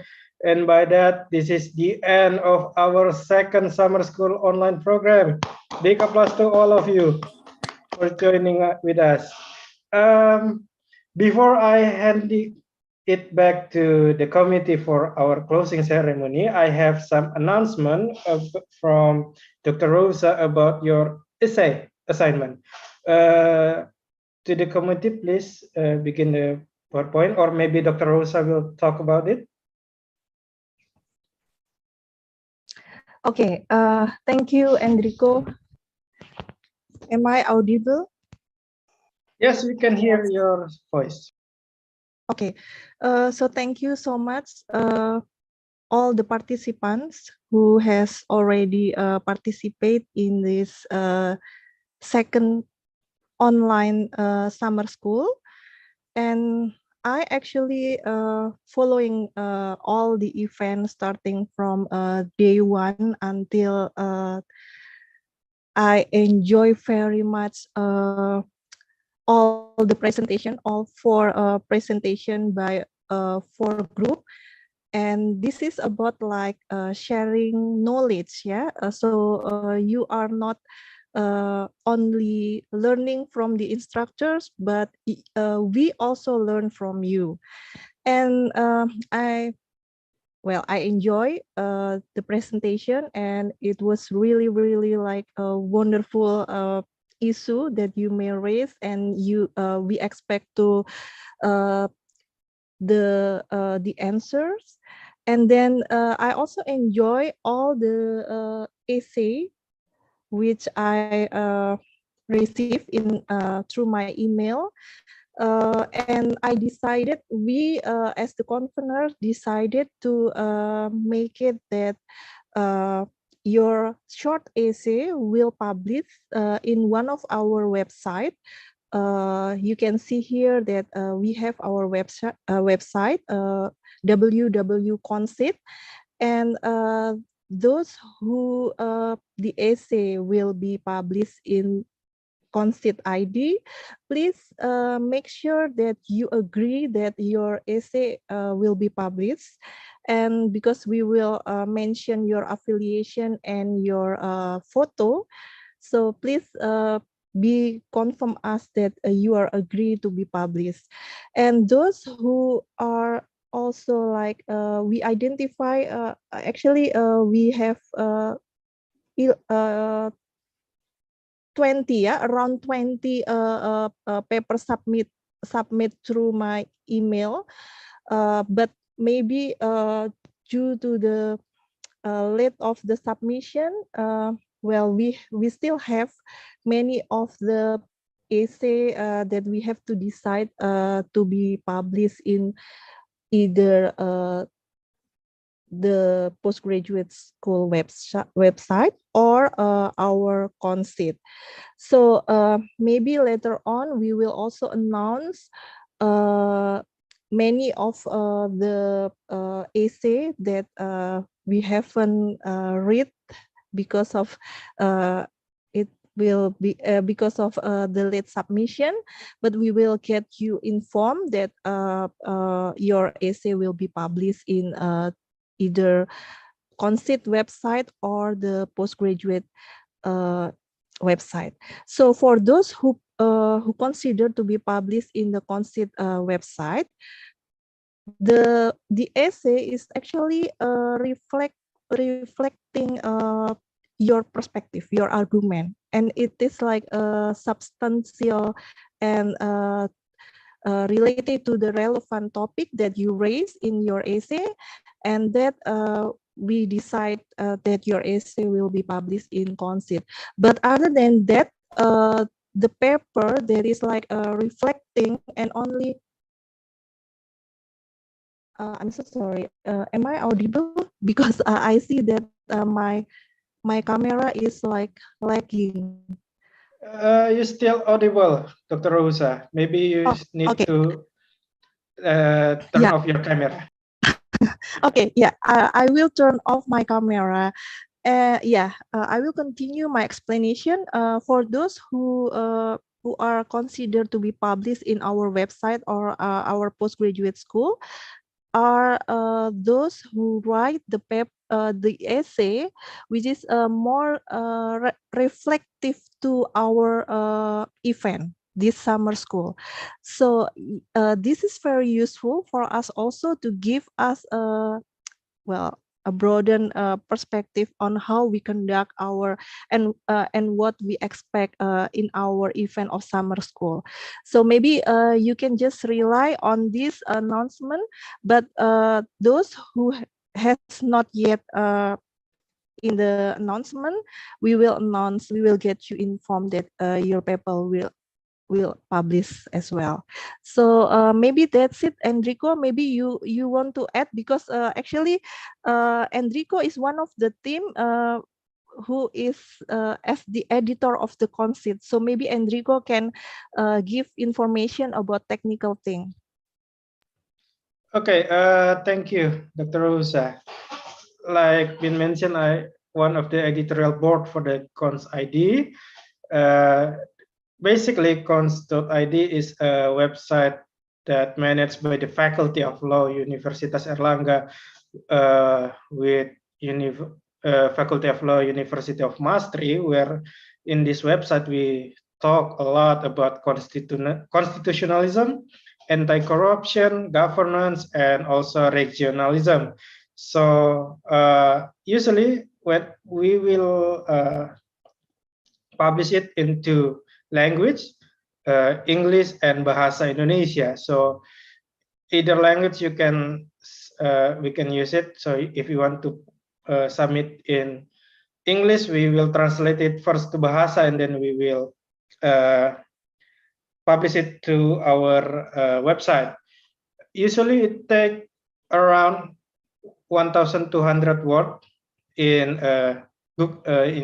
Microsoft Word form of documents, so you can assign in those form, not PDF, because it's much more easier for us to work when it's the document in Word type. Other than that, I think that's all, and thank you all for writing the essay. I will catch up with the other editorial board about the article so we can publish it ASAP.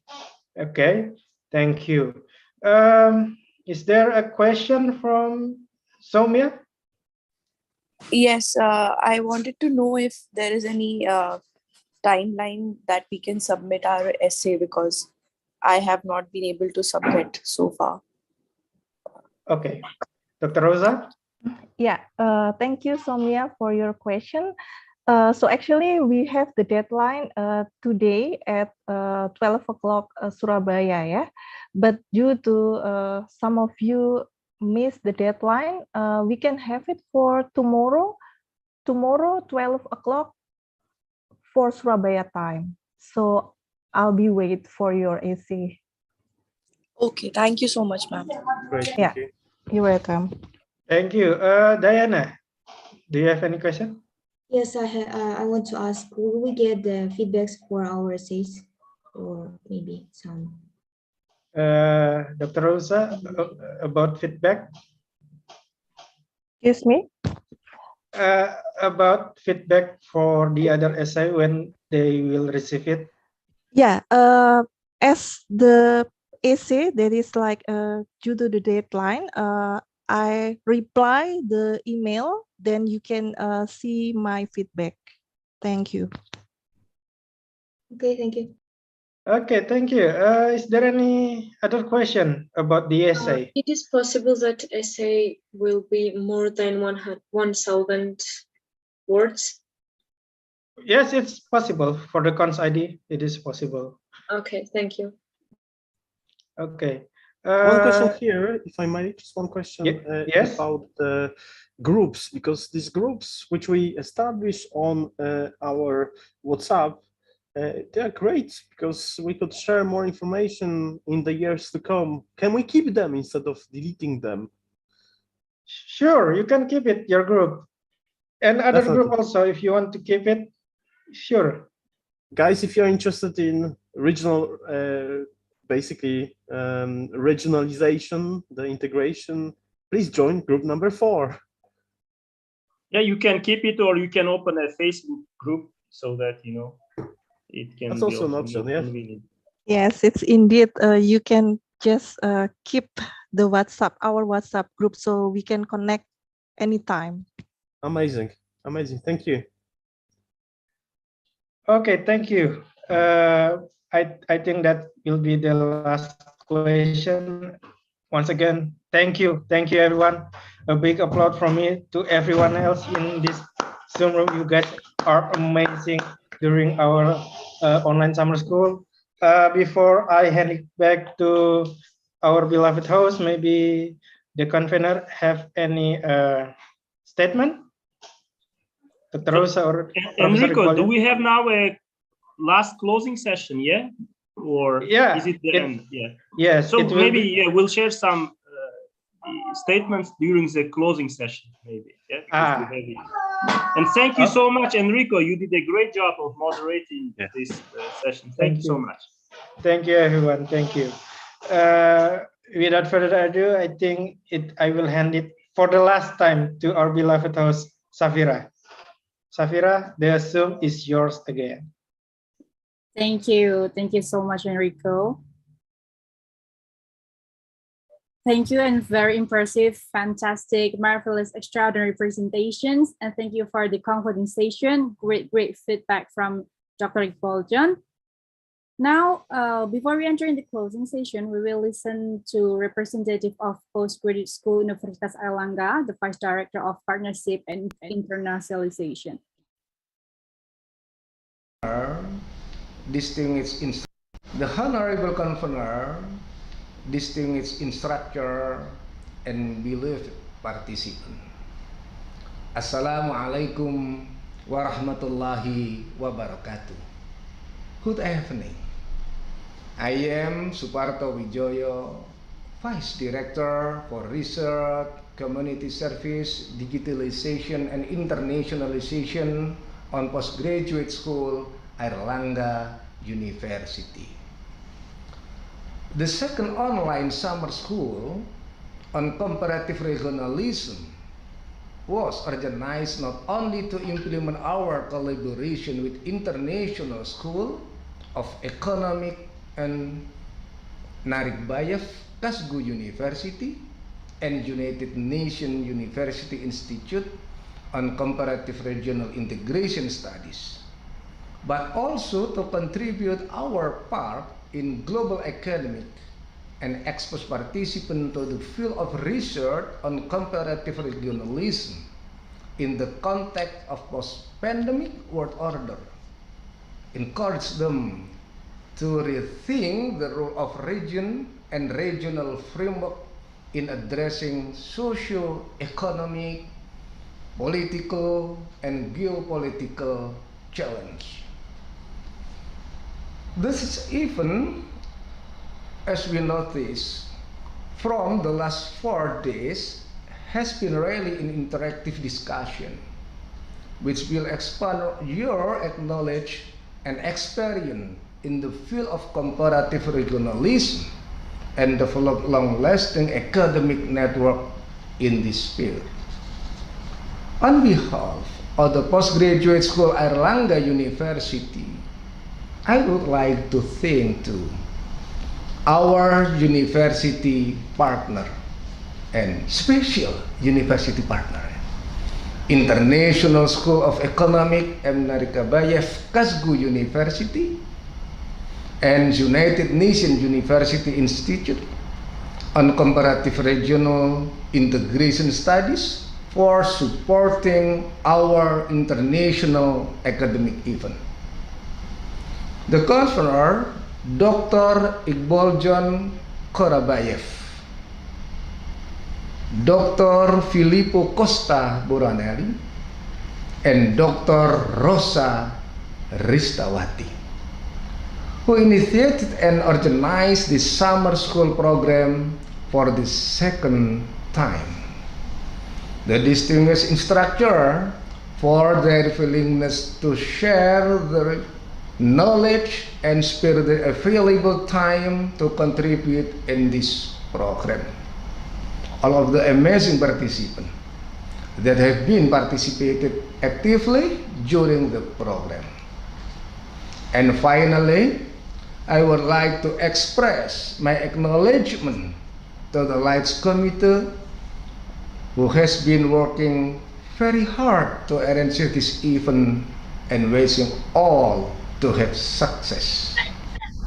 So, thank you very much for your kind attention and see you on this our next summer school on comparative regionalism next year. Wassalamualaikum warahmatullahi wabarakatuh.